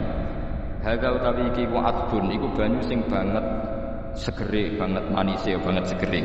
Furatun ter enak diombe sadidul ububati sing banget manise. Iki kuna nak manane mudah diminum. Wa hadza utawi iki iku milkhun iku banyu asin, ujajun ter banget paite. Sadidul muluhah tegese banget paite. Tapi wasemono sungai sing gampang diminum. Misalnya sungai Komerapi sing napa gampang diminum maksudnya buatan pahit. Ketemu laut sing banget pahite meskipun banget asine. Apa hakikate gawe wajah alalan gawe sapa Allah taala bena guma antarane banyu sing napa tawar lan banyu sing asin. Allah gawe barzakhon ing pemisah hajizan tegese pemisah. Kita ndak tahu pemisahnya piye pokoke akeh sing cerita banyak di tengah laut itu air napa tawar. Layak tadi itu ora campur apa hadu masalah sijine banyu asin dan banyu tawar bil akhir iklan sing liya mergo wonten apa hajiz wonten apa hajiz ana pembatas. Wa hijron lan tegese pembatas mahjuron kang iso nglindungi. Sitron tegese tutup. Mamnu'an kang iso den cegah bi sebab anane sitru. Sebab anane pembatas apa ikhtilatuhuma apa campure banyu asin dan banyu tawar alami qadim. Orang bermalam-malam jagungan sama teman asik itu kan perlawanan terhadap nafsu kita, syahwat kita untuk mungkin nikmati dugem di bar atau di tempat-tempat masak. Itu setan di Indonesia tuh kakuati sama kita. Orang supaya nggak tertarik maksiat itu kayak Jawa cukup ketemu kancane masak terong guyu, gejol-gejolokan zaman mondok, suwengi lulus sangka maksiat. Bar wis tutup. Saya akan cerita sedikit tentang tradisi hujjah. Dulu lama itu kelihatannya sederhana, tapi kalau berargumentasi itu hebat. Tadi Gus Zofur menyebut kitab Basim itu mengharamkan kentong. Beliau masyhur itu punya kitab namanya Al-Jasus An-Tahrimin Naqus. Intinya kentong itu haram. Secara dalil ini meyakinkan sekali karena ketika Rasulullah rembukan sama sahabat, kita dengan apa memaklumatkan orang kalau waktu sholat masuk? Ada sahabat yang usul pakai kentong. Dakalin nasabi itu Nasrani. Ya pakai buk itu semacam trompet besar. Dakalil Yahud. Kemudian ada yang usul kalau gitu api ya Rasulullah dakalil majis. Sehingga dari hadis itu Mbah Hashim berpikir kentong itu haram. Tapi Mbah Fakih Mas Kemambang itu mengkritik Mbah Hashim dengan ngarang kitab Hazruus An-Tahrimin Naqus. Jadi beliau komentari kitab itu sambil geleng-geleng kepala. Kitab kok keliru nganti ngono. Jadi cara pikirannya siapa Ki Fakih. Kentong di Indonesia itu kanggo wedhus dicolong. Pos kampling, kalau ada banjiran ya kentong, ada maling ya kentong. Jadi nggak ada persamaan sama sekali dengan kentong yang milik orang apa? Nasrani. Sehingga di pondok saya itu ada kentong tapi jelek sekali. Karena itu satu-satunya cara supaya beda dengan kentong yang di gereja. Kalau elek kan mirip kentong di pos kampling. Itu ya agak-agak ilmiah sedikit. Dulu ceritanya Gus Zofur itu saya teruskan. Itu singkat cerita itu kalau yang di kejadian di Termas itu Mbak Dimya itu sudah nyuruh semua kentong disembunyikan karena mau ada Mbah Hashim. Cerita itu mukarrar di Kiai Fakih sama di Kiai Dimyati Termas. Setelah kentong dikumpulkan semua, Mbah Hasyim datang, senang, ngiranya Syekh Dimyati ini sependapat dengan beliau, yaitu sama-sama nggak ada kentong. Tapi setelah itu ada santri yang matur, Mbah Dim pun beres kentong pun kula delikno sedanten. Itu di depan Mbah Hasyim. Jadi GR-nya Mbah Hasyim bahwa Mbah Dim itu sependapat akhirnya hilang. Ternyata ini akal-akalan gitu. Karena santrinya matur, Mbah Dim pun beres, jantan kentong beduk sudah disingkirkan. Itu di depan Mbah Hasyim. Saking lugunya santri, nah saking kelasnya agak ngerti mahal syahid ini adalah Mbah Hasyim. Saya mau meneruskan cerita Gus Sofi. Dulu ini cerita dulu Mbah Mun ngaji di Lirboyo, tapi Kiai Makhrus ngaji sama Kiai Khalil Harun. Kiai Khalil Harun itu adik juga sekaligus muridnya Mbah Umar Harun. Mbah Umar Harun itu generasi kedua setelah Mbah Ghazali. Beliau menantunya Mbah Ghazali, tapi ya sudah ponakan. Sehingga tradisi ini penting karena saya berkali-kali bilang di mana-mana, status orang tua dan mbah itu adalah terserah anak cucunya. Bukan terserah mbahnya, tapi terserah anak cucunya. Saya tidak akan bosan mengingatkan ini. Saya pernah di makamnya Nabi Yakub, itu ya dikemuli bendera Israel. Di makamnya Nabi Daud. Nabi Ibrahim juga dekat sinagog. Sehingga Quran membela Nabi Ibrahim disebut maka Ibrahim Yahudi wala Nasrani. Karena ketika beliau berposisi di Israel, kemudian penguasanya adalah Yahudi, bisa saja makam ini ditulisi dan distatuskan ala Yahudi. Ya seperti Nabi Yakub. Nabi Yakub itu nabi yang kita yakin, tentu berkeyakinan beliau orang baik, orang muslim, orang mukmin, tapi karena di desain mereka ya dikemuli bendera Israel dan disebut Abul Yahud, karena kita tahu nama lain dari anaknya Nabi Yakub adalah Yahuda bin Yakub bin Ishak bin Ibrahim. Sehingga perasaannya orang Yahudi menjadi Yahudi itu yang ngikuti mbah-mbahnya. Nah khawatir saya ketika buyut-buyut kita kaya, buyut saya itu orang kaya dulu, namanya Badur Rahman. Itu kaya sekali, tanahnya banyak. Dulu cerita Mbah Hasyim ya kaya sekali, Mbah Maksum juga kaya, Mbah Abdul Aziz juga kaya. Karena dulu itu inginnya kiai itu ya ketok sugih lah, gak ngel-ngelo santri. Tapi nanti kalau cucu-cucunya sudah tidak alim, itu tidak dianggap punya tanah itu karena untuk fasilitas santri. Aku tak kedonyan, mbah-mbahku ya kedonyan. Buktinya tanah yang omong. Karena dia akan menafsiri sesuai cara berpikir. Makanya sanad keilmuan yang diceritakan Gus Sofi itu harus diulang. Kalau nggak diulang-ulang, maka kita akan berpikir sendiri untuk menafsirkan masyayikhon al-kiram atau ajdadan al-kiram. Nah, ini yang bahaya, yang sering Quran mengingatkan. Jadi ada status yang disematkan oleh anak cucu kayak orang Yahuda tadi, Yahuda bin Yakub bin Ishak bin Ibrahim, itu menstatuskan mbah-mbahnya yang bernama Ibrahim itu Yahudi. Sampai Quran sendiri yang bela makana Ibrahim Yahudi wala Nasrani. Karena secara geografis sekarang Ibrahim di Israel dan otoritas itu juga milik mereka, sehingga mereka bisa masang-masang atribut yang menunjukkan kalau itu Yahudi. Beberapa al-alim al-alama yang minna itu sudah wafat dan kadang-kadang zuriyahnya itu tidak kita. Kalau sekarang orang bahasakan kubu sebelah, akhirnya ya nggak boleh dikholi, nggak boleh diziarahi. Terus seakan-akan yaqtaduna bi ra'yi, seakan-akan mereka berpendapat dengan pendapat syekh ini, padahal. Nah sehingga tradisi ketersambungan sanad tadi, baik secara genetik atau secara asbab, itu harus terjaga. Saya beberapa kali banyaklah sering diceritain Mbah Mun. Dulu Mbah Munawir ini cerita ya, Mbah Munawir itu saking senengnya kitab, ben santri ini so ngaji kitab itu kalau ada alumni Lirboyo alim disuruh baca muin di sini tuh Mbah Munawir ikut. Saking ingin tasjiknya, ingin ngajari santri bahwa ngapal Quran itu hafal tapi yo paham. Dan penggalinya Mbah Munawir itu sampai klimaknya dulu Mbah Zaini itu nate nikah sama Nyai Komariah kalau nggak salah, binti Karim binti mana. Punya putra Gus Habib, Gus Toha yang diantara putrinya dinikahi Gus Rozi. Terus akhirnya kesampaian juga ketika Mbah Munawir punya mantu alim alama namanya Mbah Limaksum, angsal Nyai Hasyimah, sampai pondok Ramjak makruf bil ilmi, terutama ilmu sorof gitu, karena Mbah Maksum itu komplain fa'ala yafulu kok terus fa'ala ya fa'ala yafulu ya uful gitu kan. sok fi'il kok jejer isim. Jadi dulu kata Mbah Mun itu ada persaingan ilmu sorof, sorofnya Mbah Maksum Ali Kuaron sama Mbah Ali Maksum Jogja. Jadi walian kok yang satu Maksum Ali Kuaron, yang satu Ali Maksum. Ya itu dulu saingan karang sorof. Nah ini yang menang siapa? Ya terserah duriannya. Kalau duriannya keren ya menang karena terserah yang kampanye. Saya bayangkan andikan Mbah Zubair tidak punya anak sealim Mbah Mun, mungkin halnya Mbah Zubair juga tidak sebuah kalau punya putra Mbah Mun. Karena saya berkali-kali bilang kalau dalam syair Arab itu kama takarroma, kadang dilafatkan kama tasyarrafa bi Muhammadin Adnan. Orang berpikir Adnan itu siapa? Itu karena ada Nabi Muhammad SAW. Orang mencari-cari Mbah Mun itu mencari Mbah Zubair karena ada Mbah Mun. Orang mencari Mbah Dahlan karena ada Mbah Zubair. Wong kok alime ngono bapake sapa? Wong kok alime ngono putune sapa? Tapi kalau kita ini sudah ndak alim, ini orang sudah nggak tertarik nyari-nyari leluhurnya karena dianggap selesai. Jadi yang dengan tanda kutip yang menghabisi mbah-mbahnya itu yang mesti jujur.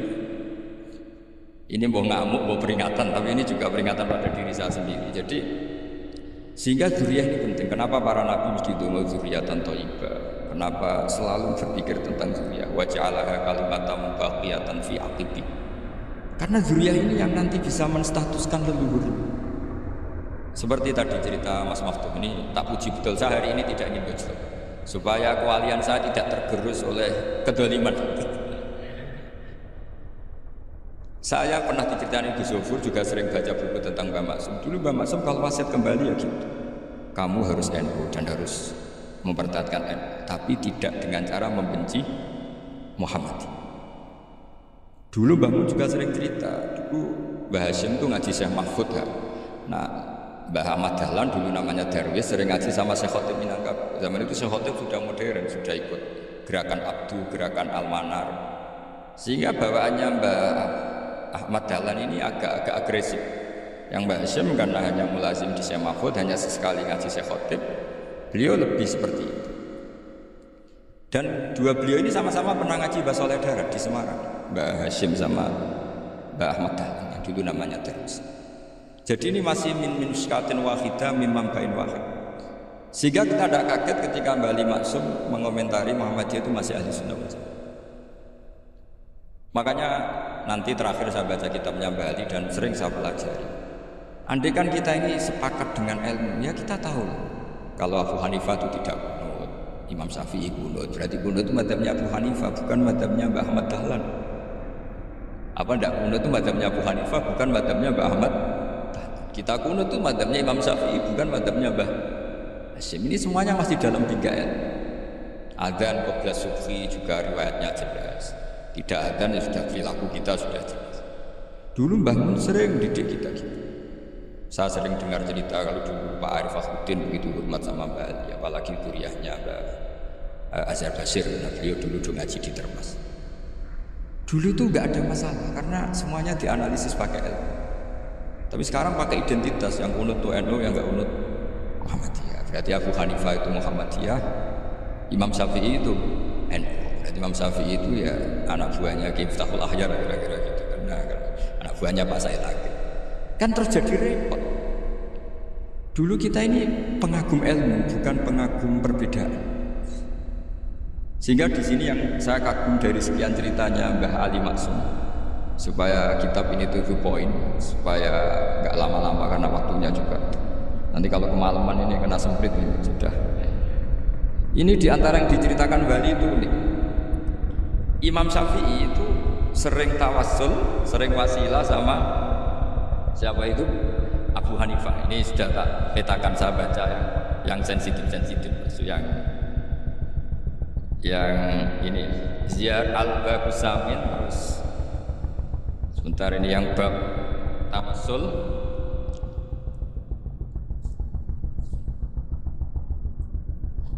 Di sini halaman 90, mungkin santri-santri kerap ya bisa ngecek lagi di kitab Hujjatul Ahli Sunnah. Ketika cerita tawassul, di antara yang diceritakan Mbah Ali Maksum adalah perilaku ya, bukan sekedar statement tapi apa? Perilakunya Imam Syafi'i atau akhwalnya kalau bahasa halusnya, yang selalu ke makamnya Abu Hanifah untuk tawassul. Padahal Imam Syafi'i itu orang yang secara ilmu sering kritik Abu Hanifah. Jadi ini saya baca ini di halaman 100, jadi tawassul mulai halaman 9 berapa ini sampai halaman ini yang qala sami'tu Syafi'iyya yaqul inni la atabarraku bi Abi Hanifah wa aji'u ila qabri fi kulli yaumin za'iran fa idza uridat li hajatun shallaitu rak'atan, halaman 100, wa ji'tu wa sa'altu Allah ta'ala al hajat indahu fama taqudu anni hatta tuqtu. Kana Imam Syafi'i ayyama huwa bi Baghdad yatawassalu bil Imam Abi Hanifah yaji'u ila tariqi fa yusallimu alaihi wa yatawassalu ila Allah bihi fi qada'i hajati. Terus wa yatawassalu Imam Ahmad bi Imam Syafi'i. Jadi di antara yang diceritakan Mbah Halim Maksum itu betapa Imam Syafi'i yang terkenal sering mengkritik Abu Hanifah dalam tatanan fikih karena beliau tidak percaya ada istihsan. Abu Hanifah berpendapat adanya istihsan, dan kita tahu ikhtilafu Syafi'i wa Abu Hanifah itu besar sekali. Tapi beliau itu tahu Abu Hanifah itu orang yang sangat soleh. Abu Hanifah itu kalau ketemu sama orang yang utang beliau itu yang lari bukan yang utang Abu Hanifah, karena takut orangnya itu izin. Jadi kalau ketemu yang utang di jalan itu yang sembunyi itu Abu Hanifah. Kenapa engkau sembunyi? Ada yang utang saya lewat, nanti orangnya malu. Jadi setingkat Robiah Adawiyah itu beliau di rumah ada maling itu sembunyi. Ditanya kenapa engkau sembunyi? Malu, gak ada yang dimaling. Malu sama malingnya karena rumah itu gak ada barang yang layak dicolong. Itu Robiah Adawiyah sembunyi. Itu yang bisa niru itu Abu Hanifah. Jadi wali-wali besar ini ternyata saling menghormati dan saling tawassul. Nah, saya berharap tawassul ini bukan sekedar perilaku sosial, tapi memang ada sanadnya. Sehingga terus diceritakan Bali di sini dulu istaqa Umar bin Abbas. Kata siapa tawassul harus dengan Rasulullah SAW? Dulu istaqa Umar bin Abbas. Sayyidina Umar itu tawassul istisqa dengan Sayyid Abbas. Padahal kita tahu Sayyid Abbas ini tidak nabi. Terus beliau cerita sampai Imam Syafi'i tawassul sama Abu Hanifah. Sehingga nggak ada perdebatan itu kan Umar. Kalau Umar kan ada jaminan boleh diikuti karena beliau sahabat. Bali cerita tentang Imam Syafi'i yang tawassul dengan Abu Hanifah. Seargumentatif itu. Sehingga ada cerita dalam sebuah tafsir. Ya saya ulang lagi, ada cerita di sebuah tafsir. Kenapa Nabi Musa ditanya Allah wa ma tilka biyaminika ya Musa? Ma'ana wa ta'ala a'lam, tentu Allah sangat tahu yang dibawa Musa itu apa. Karena Allah tahu Nabi Musa itu grogi. Orang dipanggil Bali Maksum pasti grogi, santri dipanggil bangun pasti grogi. Kenangan saya setiap dipanggil bangun ya mesti tanya yang ringan-ringan, wis sarapan ya? Arung sarapan ya sarapan. Pas sarapan ya kan taduk mangan sing enak, santri ora tau mangan enak. Ya tidak pernah ngomong yang penting, ngendikan yang penting. Nah, karena Nabi Musa ini grogi, ini sebagian tafsir. Itu ditanya yang ringan, sake itu gawa apa? Karena pertanyaannya ringan, Nabi Musa juga ringan. Ya Nabi Musa itu sampai lali ku pangeran sing ya'lamu sirra wa akhfa. Diterang. Niki tongkat Gusti. Gunane kathah Gusti tongkat. Qala ya aso ya atawakka'u 'alaiha wa ahusyu biha 'ala ghanami wa liya fiha ma'arif usra. Wah, tongkat Gusti niki penting Gusti. Ya enak. Dia macam-macam ya Gusti. Atawakka'u 'alaiha wa ahusyu biha 'ala ghanami kangge menghalokan wa. Masih terang terakhir dan yang lain-lain Gusti wal liya fiha ma'arif usra.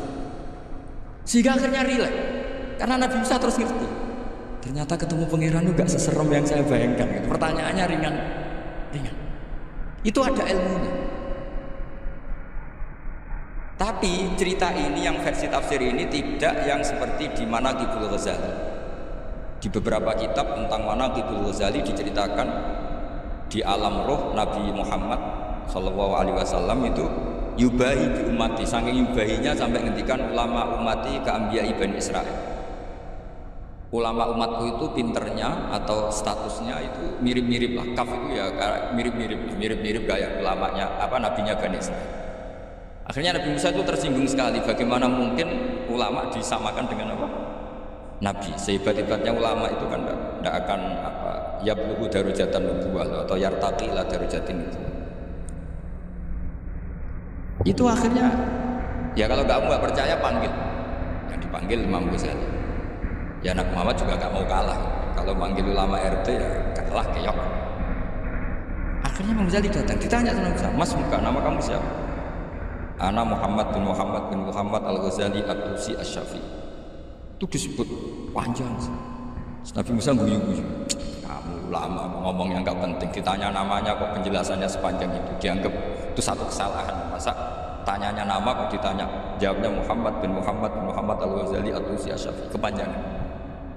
Ketika Nabi Musa agak mencibir, agak gimana itu, terus jadi Imam Ghazali, kalau ini masalah, lebih masalah jenengan. Apa ya? Yang tanya jenengan tuh Allah ya alamus sirra wa akhfa, dan Allah hanya tanya wa ma tilka biyaminika ya Musa. Harusnya jenengan hanya aso ya titik, bukan kepanjangan. Atawakkau 'alaiha wa syuga itu kepanjangan. Allah tanya yang di bawah kamu itu apa? Yang di tangan kamu. Harusnya jawabnya hanya aso. Tapi kenapa penjelasannya sepanjang itu? Sampai terakhir waliya fiha ma'aribu ukhra. Pinter tenan kayak gitu. Saat Muhammad, Nabi Musa itu bilang, ya pinter tenan. Padahal kita tidak pernah GR seperti itu kan, kebetulan Imam Ghazali. Kalau yang lain mungkin ya keok kira-kira. Tapi ini cerita dalam khazanah keilmuan. Benar yang dikatakan Gus Zofur. Saya termasuk orang yang pernah mondok Lirboyo Pasanan. Jadi setelah saya disuruh nemani Gus Kamil, tahun berikutnya Gus jenengan di sini. Pokoknya anakku mbok sakulan lah kudu tahu mondok Lirboyo. Piye aku tahu ngaji bakar. Terus yang disuruh baturi Gus Kamil itu saya. Jadi saya pernah 1 bulan itu di Lirboyo. Karena saya ini santri beling ya, kontraknya pokoknya penting ziarah bakar. Ya saya enggak pernah ngaji. Pokoknya gerbar nisa. Ziarah ya sudah. Ngaji subuh ingat saya sama Gus Imam. Itu dari 17 hari ingat saya ngaji 2 kali. Tapi kalau ziarah ke Pak Karim sudah lupa jumlahnya karena memang kontraknya disuruh ziarah. Sampai seperti itu.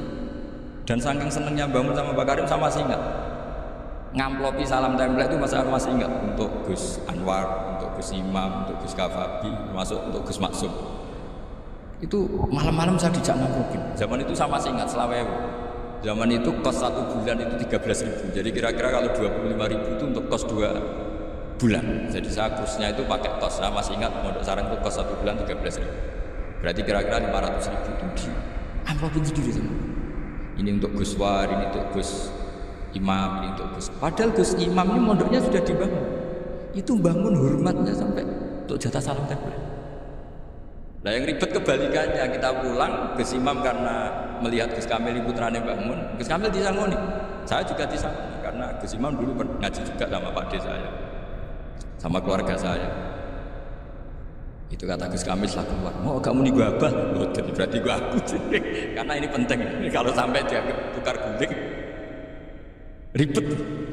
Jadi ditakwil sendiri lah, mau kamu nih gua abah ya, yes berarti halal.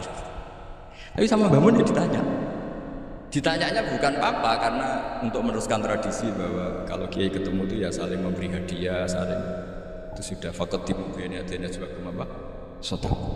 Sehingga ketika Kapya ini punya Bali Maksum alim alama, kemudian melahirkan murid-murid yang juga ipar kayak Mbak Warsun bisa ngarang apa Kamus Al-Munawwir, Pak Bik juga punya karangan Kamus Al-Muasir. Saya itu punya semua. Karena ini adalah buah dari bahwa kita ini tidak kalah sama produk-produk yang di sana. Bahwa produk di kita ini sudah cukup untuk mengantarkan orang menjadi alim alam. Dulu Mbak Zubair ke Mekah ya sudah alim alam. Gus Zofur ke Al-Azhar sudah alim. Semua teman-teman kita ke Mekah itu sudah alim semua. Padahal produk mondoknya ya tadi mau digojlok kiai ini, terus mangkel keamanan biasanya. Biasanya musuh besar pondok itu keamanan. Jadi bukan berarti gojlok ibunya Gus Maftun enggak, biasanya keamanan itu musuhnya apa? Nah, itu tradisi keilmuan itu harus dijaga dengan hujjah dan dengan tadwin, dengan pembukuan. Saya punya sekian cerita ya, misalnya dulu kita mungkin iskal itu janggal. Kenapa sih orang Islam tukaran sama orang Islam? Sehingga di antara doa Nabi yang enggak dikabulkan Allah, enggak boleh dikabulkan sama Allah nggak boleh, bukan berarti nggak mustajab. Memang redaksinya famana aniyah, memang nggak boleh. Redaksinya bukan falam yastajib lahu tapi famana aniha. Di Al-Marrah As-Salisa ini Nabi dilarang, yaitu melarang umat Islam itu jangan sampai tukaran sama umat Islam sendiri. Itu kata Allah, ya tidak bisa kata Allah kalau itu tidak zakat. Itu dulu guru-guru kita nyontohkan sederhana. Kira-kira kalau saya tukaran wego Zofuru bangun luwih ikhlas timbang ditukari wong liya. Nak ono kakak ditabuk adik wong tua luwih ikhlas timbang ditabuk tangga. Barokahnya membaca kita lebih mentoleransi. Kalau ada Mbah Hashim dikritik Mbah Fakih Mas Kumambang, kita ikhlas. Tidak dikritik guru PAUD kan? Atau dikritik orang-orang nggak bisa ngaji. Artinya ternyata keliru kita bilang kiai kok tukaran. Justru bagus kiai tukaran dibanding kiai dikritik guru PAUD atau dikritik orang-orang yang nggak bisa baca kitab. Akhirnya barokahnya baca kita menjadi tahu.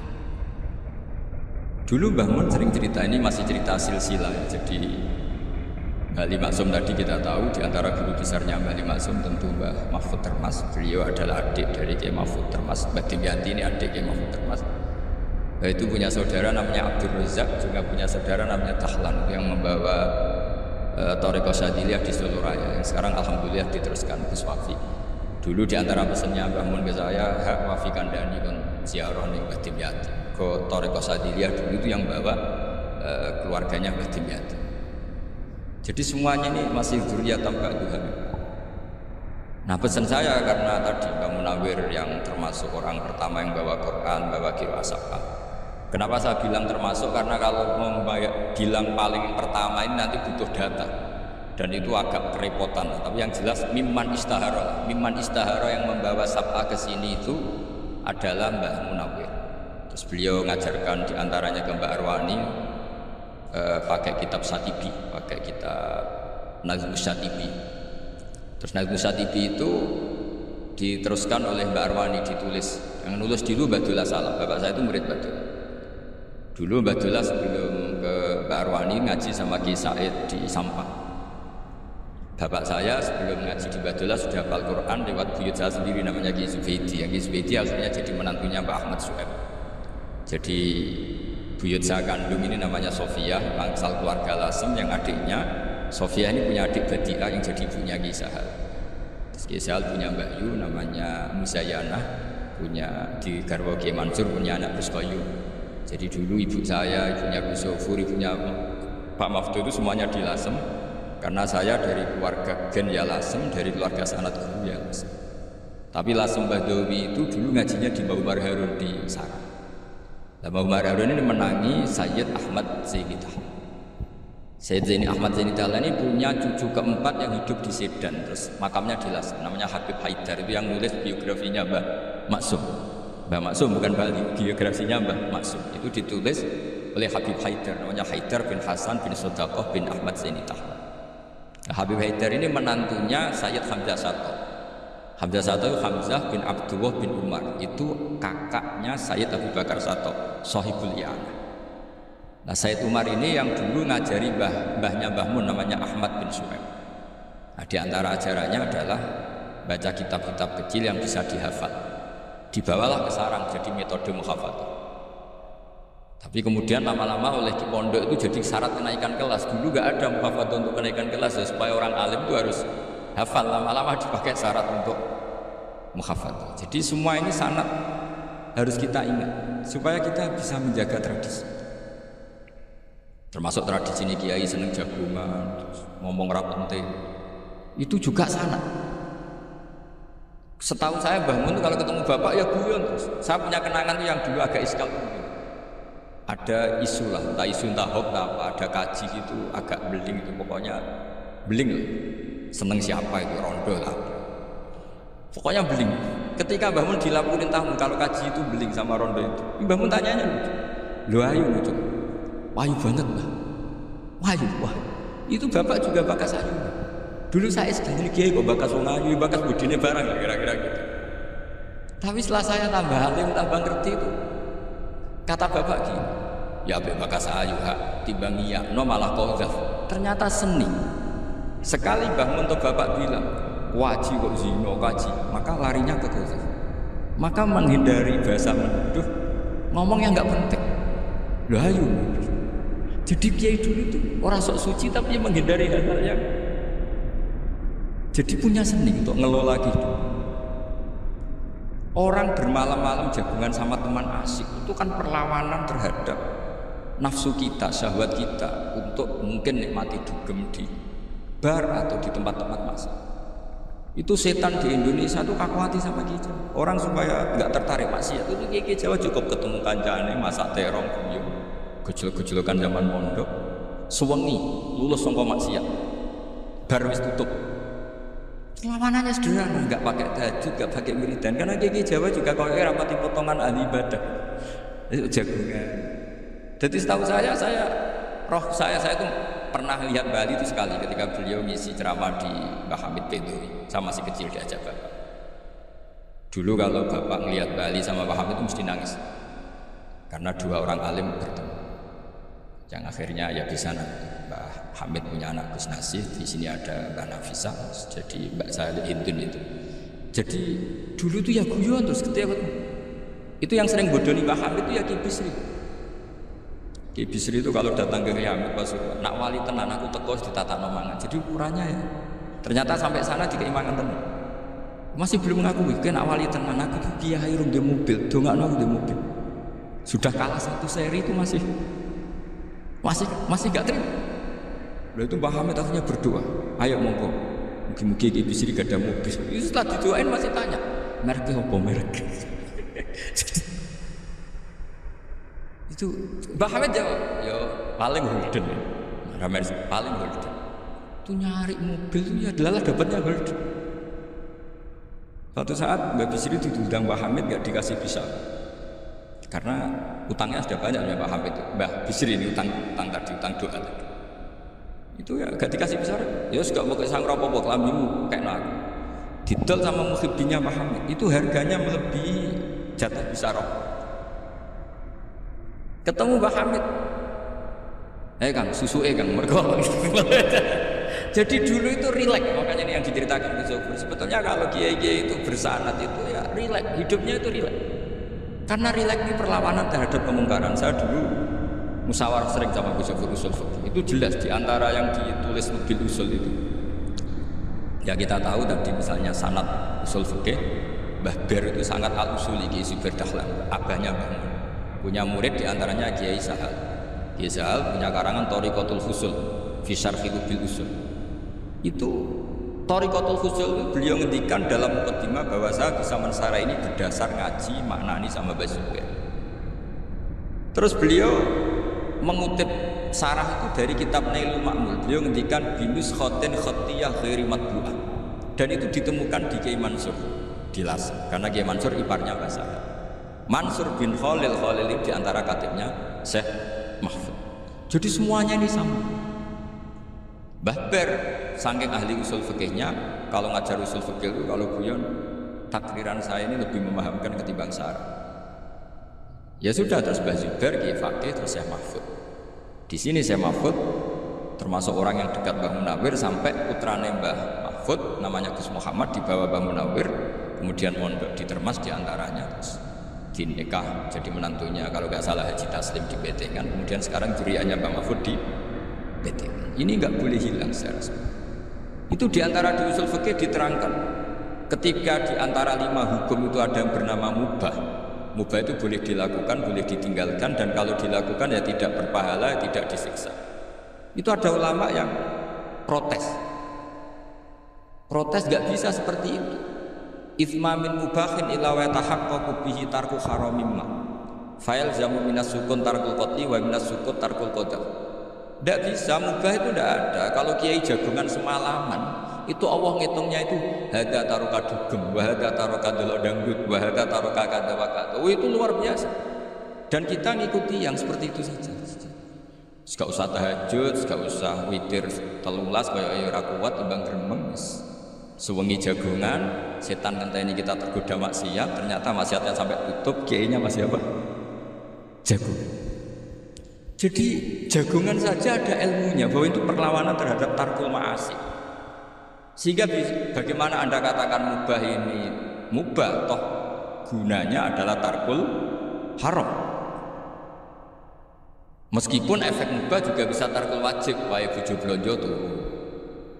Ya kan, wae ngurmati ibuke itu halal wajib. Jadi mubah itu resikonya ya bisa tarkul wajib, bisa tarkul. Sehingga kalau sanad ini terjaga secara baik, secara kultur, saya sering juga sama Gus Ufur itu mesti tak niati gitu. Jagungan wong alim wis ibadah dan menikmati ibadah adalah dabul auliya wa dabul ulama. Kata Imam Ghazali, pada akhirnya waqud buhadaddin al-istilzat bil mubah. Kata Imam Ghazali, pada akhirnya quddu hadaddin, madaru hadaddin, pokok dari agama ini adalah melawan kemaksiatan dengan kita menikmati al-istilzat bil mubah. Kita menikmati sesuatu yang dibolehkan Allah Subhanahu wa taala. Dan seperti ini bisa qasdu dari syaitan, bisa menghancurkan punggungnya setan. Karena kalau melawan setan dengan ibadah ini kadang kita capek selain isra potongan. Tapi nak kangkang komplek H gitu jagungan mbek kancane ngenang melarate mbok ngenang ora sekolah mak munggah senangan sing ra munggah diarani istiqomah gitu kan diarani tulus zaman sing munggah dianggap kesusu. Saya ini punya pondok Quran, kalau ada yang hafal 3 tahun mesti digojol kancane gak apik kesusu. Kesusu itu mesti tidak barokah karena tergesa-gesa apa? Hatam. Sehingga yang nggak hatam-hatam itu kayak partai mayoritas. Ini yang partai tulis zaman, ahli sobri kan. Akhirnya di pondok gara-gara itu mau guyon, tapi nggak ada stigmasi yang saya nggak naik. Di pondok sarang itu saya punya temen itu banyak yang sekelas dengan saya, sekelas sama Gus Kamil, akhirnya sekelas dengan Gus Ufur. Padahal saya ini kakak kelas. Saya temannya, Gus Kamil temannya Gus Ufur. Ini anak ini nggak pernah naik, itu nggak dicibir di pondok. Karena guyonan tadi. Guyonan bahwa ini bagian dari bentuk apa? Istiqomah. Nanti yang goblok juga tenang. Karena kiainya cerita, kadang santri goblok ya baru kan di sini pondok agak santri ora tau sinau ning omah dadi kiai gede. Selalu kiainya tuh cerita seperti itu. Akhirnya sing goblok ya bangga dengan kegoblokannya. Iya, jadi kiai itu orang yang meskipun guyon ini barokahnya Masya Allah. Dan setahu saya kiai alim itu ya senengannya guyon karena tadi guyon itu luar biasa. Bapak saya itu kalau pesan sama saya itu enak ngaji ya guyon guys. Wong ning omah mikir utang, mikir dibojo macam-macam kok ngaji kok jak nangis pisan nangis ping pindho gitu. Sudah jak guyon paling gak lari. Dan beliau punya dalil kul bi fadlillah bi rahmati fa bidzalika falyafrah. Jadi jangan sampai orang ini farah bil maksiyah, jangan sampai orang itu. Dan ini yang saya kenang dari sekian cerita murid Bali. Mbah Ali Maksum ya senang nih gujul-gujulkan bel santri.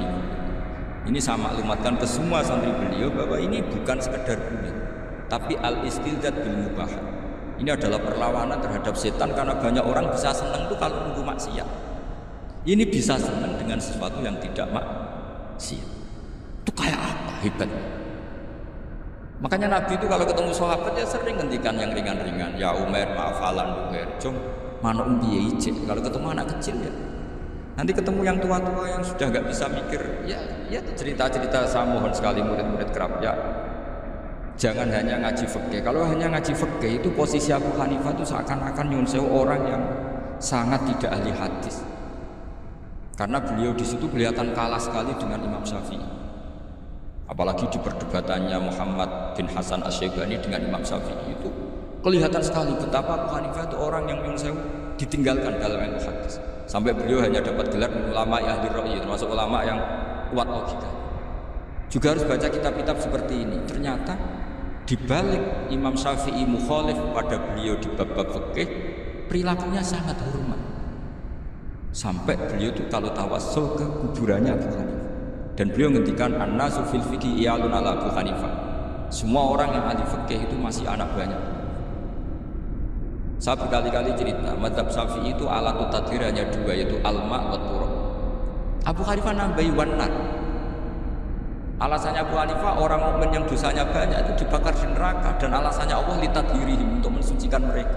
Jika pikirannya Abu Hanifah an-nar itu min alatit tadhir. Apa yang terjadi ketika batu bata yang dibakar, di situ campur telepong, campur apa-apa, itu kalau sudah hormat Abu Hanifah selesai, sudah suci, karena sudah ngelewatin pembakaran. Meskipun kita tidak akan kalau kehilangan air terus wudhu dengan api, sudah punya semua. Tapi apapun itu menjadi solusi. Sehingga saya punya kitab namanya Ikhtilafu Malik, Ikhtilafu Malik wa Abu Hanifah atau Ikhtilafu Syafi'i wa Abu Hanifah. Itu kelihatan sekali kalau Abu Hanifah itu posisinya kalah. Karena yang ngarang orang-orang Syafi'i. Tapi kalau melihat kitab-kitab walian, misalnya di kitab Mizan Kubro ini juga sering disebut kisah itu Mbak Ali Maksum tentang Imam Saron. Berkali-kali beliau mengutip Mizan Kubro. Itu Abu Hanifah adalah orang yang sangat mukasyaf. Artinya ketika Nabi cerita air wudhu itu menjatuhkan dosa, tidak ada air wudhu yang jatuh ke kamu kecuali saat itu juga dosa kamu jatuh. Itu beliau datang ke Madharata Kufah. Kemudian beliau bilang sama si orang tua tadi, tub anizina. Orangnya terus bilang atubu minazina. Ada lagi pemuda datang dibilangin tub an uquqi walidayka. Terus bilang tub tu an uquqi walidayya. Sampai yang terakhir ada tub an simaya alatillah atau an samaya alatillah. Terus tub tu an samaya. Ketika orang itu ditanya, kenapa engkau begitu tahu dosanya apa? Saya tahu air wudhu ini menjatuhkan apa. Jadi kira-kira kalau zina mungkin ya batang babi, kalau hanya sekedar melihat bak-bak mungkin ya curut atau tikus lah kira-kira gitu. Nah dulu dulu ya mungkin ya tikus cilik gitu. Nah dulu suwi ya tikus werok itu atau apalah. Pokoknya beliau itu tahu. Tapi anehnya Abu Hanifah apa? Setelah itu dia nangis minta muka safanya ditutup. Ya Allah, saya ini muka safah kok malah menjadi tahu sawatil mukmin. Padahal aturan syariat jenengan man satara musliman satarahu, bahwa enggak baik melihat jeleknya orang mukmin. Minta ditutup. Makanya saya ini bangga dengan muka safah. Makom yang kita sampai sekarang itu makom setelah Abu Hanifah muka safah. Jadi Abu Hanifah repot-repot muka safah, minta makomnya ditutup tidak menjadi muka safah. Dan alhamdulillah kita sudah tidak muka safah sebelum minta ditutup. Jadi kita ini keren. Keren karena aturannya itu man satara musliman satara huwa, yang tidak tahu aibnya orang muslim maka Allah akan nutupi aibnya di akhirat. Dan kita alhamdulillah barokahnya ada muka safah, tidak ngerti aibnya orang mukmin. Jadi kita harus pakai patokan ilmu. Saya ulang lagi, kita harus pakai patokan. Makanya saya tahu betul ketika Kiai Hamid Pasuruan, beliau dulu ngaji Jamul Jame, ngaji Juman, Bali Maksum di sana sama Gus Habib, sama Gus Muhammad bin Mahfud, termasuk mbah saya kandung dulu Kiai Sidik, mbah saya yang dari itu juga ngaji di Termas. Bapak saya dulu Kiai Nur Salim ngaji di Buyut Baiti. Dulu itu kawin juga sederhana, kayak cerita Gus Zofur. Jadi bapak saya kandung itu Kiai Nur Salim itu ngaji di Mbah Baiti. Mbah Baiti itu adik kandungnya buyutnya saya dari ibu. Nah Mbah Baiti itu teman akrabnya mbah saya namanya Kiai Nur Sam, Mbah Nur Sam. Singkat cerita terus Nur Kiai Jorabi narat-narat setelah bapak saya ke Badullah mau ditawarin jadi mantu, kata bapak saya kula pun dipek mantu Mbah Baiti. Akhirnya dapat ibu saya itu, karena ibu saya itu cucu Mbah Baiti itu cucu lambung, jadi mbahnya ibu saya itu Mbak Yunya Mbah Baiti, namanya Mbak Sofia tadi yang dapat Mbak Idris itu. Yang Mbak Idris ini bin Umar, ya Mbak Umar yang banyak Mbak Hamid, ya Hamid bin Abdul bin Umar. Kalau mbak saya itu Fatimah binti Idris bin Umar. Dulu kecilnya Mbak Idris namanya Abdul Khalik, kalau kecilnya Mbak Hamid namanya Abdul Muti, kalau kecilnya Mbah Maksum namanya Muhammadun kalau nggak salah. Dulu itu orang dulu itu namanya dua-dua karena diganti ketika musim apa? Haji. Jadi ini terjadi. Sehingga tidak ada ceritanya kiai-kiai yang jagongan kemudian santrinya itu yang agak-agak khawarij. Kiai kok sungi-sungi jagongan, gak tahajud, gak duha, itu tidak ada. Karena ini dianggap fi'lul mubahat untuk melawan munkar. Jadi sehingga di kitab Ihya diterangkan, kamu jangan ngira orang-orang soleh ketika jagungan min ahlil bitolah wa takasur, itu orang-orang yang pemalas, itu enggak. Tapi mereka bisa mengasyiki Allah, bahwa dalam jagungan ketemu teman ya asik, gejol-gejolkan sama Pak Maftuh ya asik. Dan keasikan ini bentuk perlawanan terhadap keasikan harus dengan maksiat. Itu kayak apa kalau kita ngaji sampai seperti itu? Termasuk tadi yang diceritakan Pak Maftuh kitab Bunyah. Semoga beliau cerita juga pernah belajar. Saya pernah belajar kitab Bunyah khatam. Itu diantara yang diceritakan Syabul Qadir Al-Jilani. Tadi kata beliau Al-Jilani harus pakai jim Al-Jilani. Ini agak beda dengan kita. Mbah Zubair itu punya kitab namanya Al-Qolaid Al-Uluyah. Beliau menfatwakan nama-nama ajam itu kamu bebas. Ajamiyun fasnabihi masyita. Sehingga kita kalau punya kiai semua cokolal istukhri, sehingga tak mau cokolal istukhri.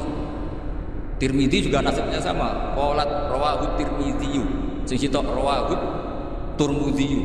Yang satu rawahu Tarmidzi. Ya karena kita keluarganya Tarmidzi apa ndak itu.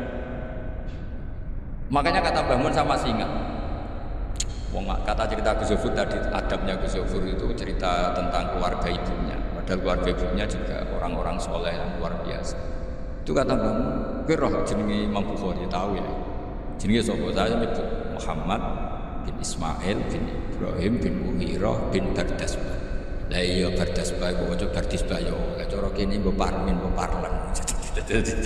Jadi Bardasbah cara kene yo Parmin. Iku ora Mbah Fadl Senori di kabeh diwaca Arab. Jenenge Mbah Umar Harun. Dhisik yo wong sarang, Mbah Harun mbok kira nang yo ora roh, dhisik yo wong.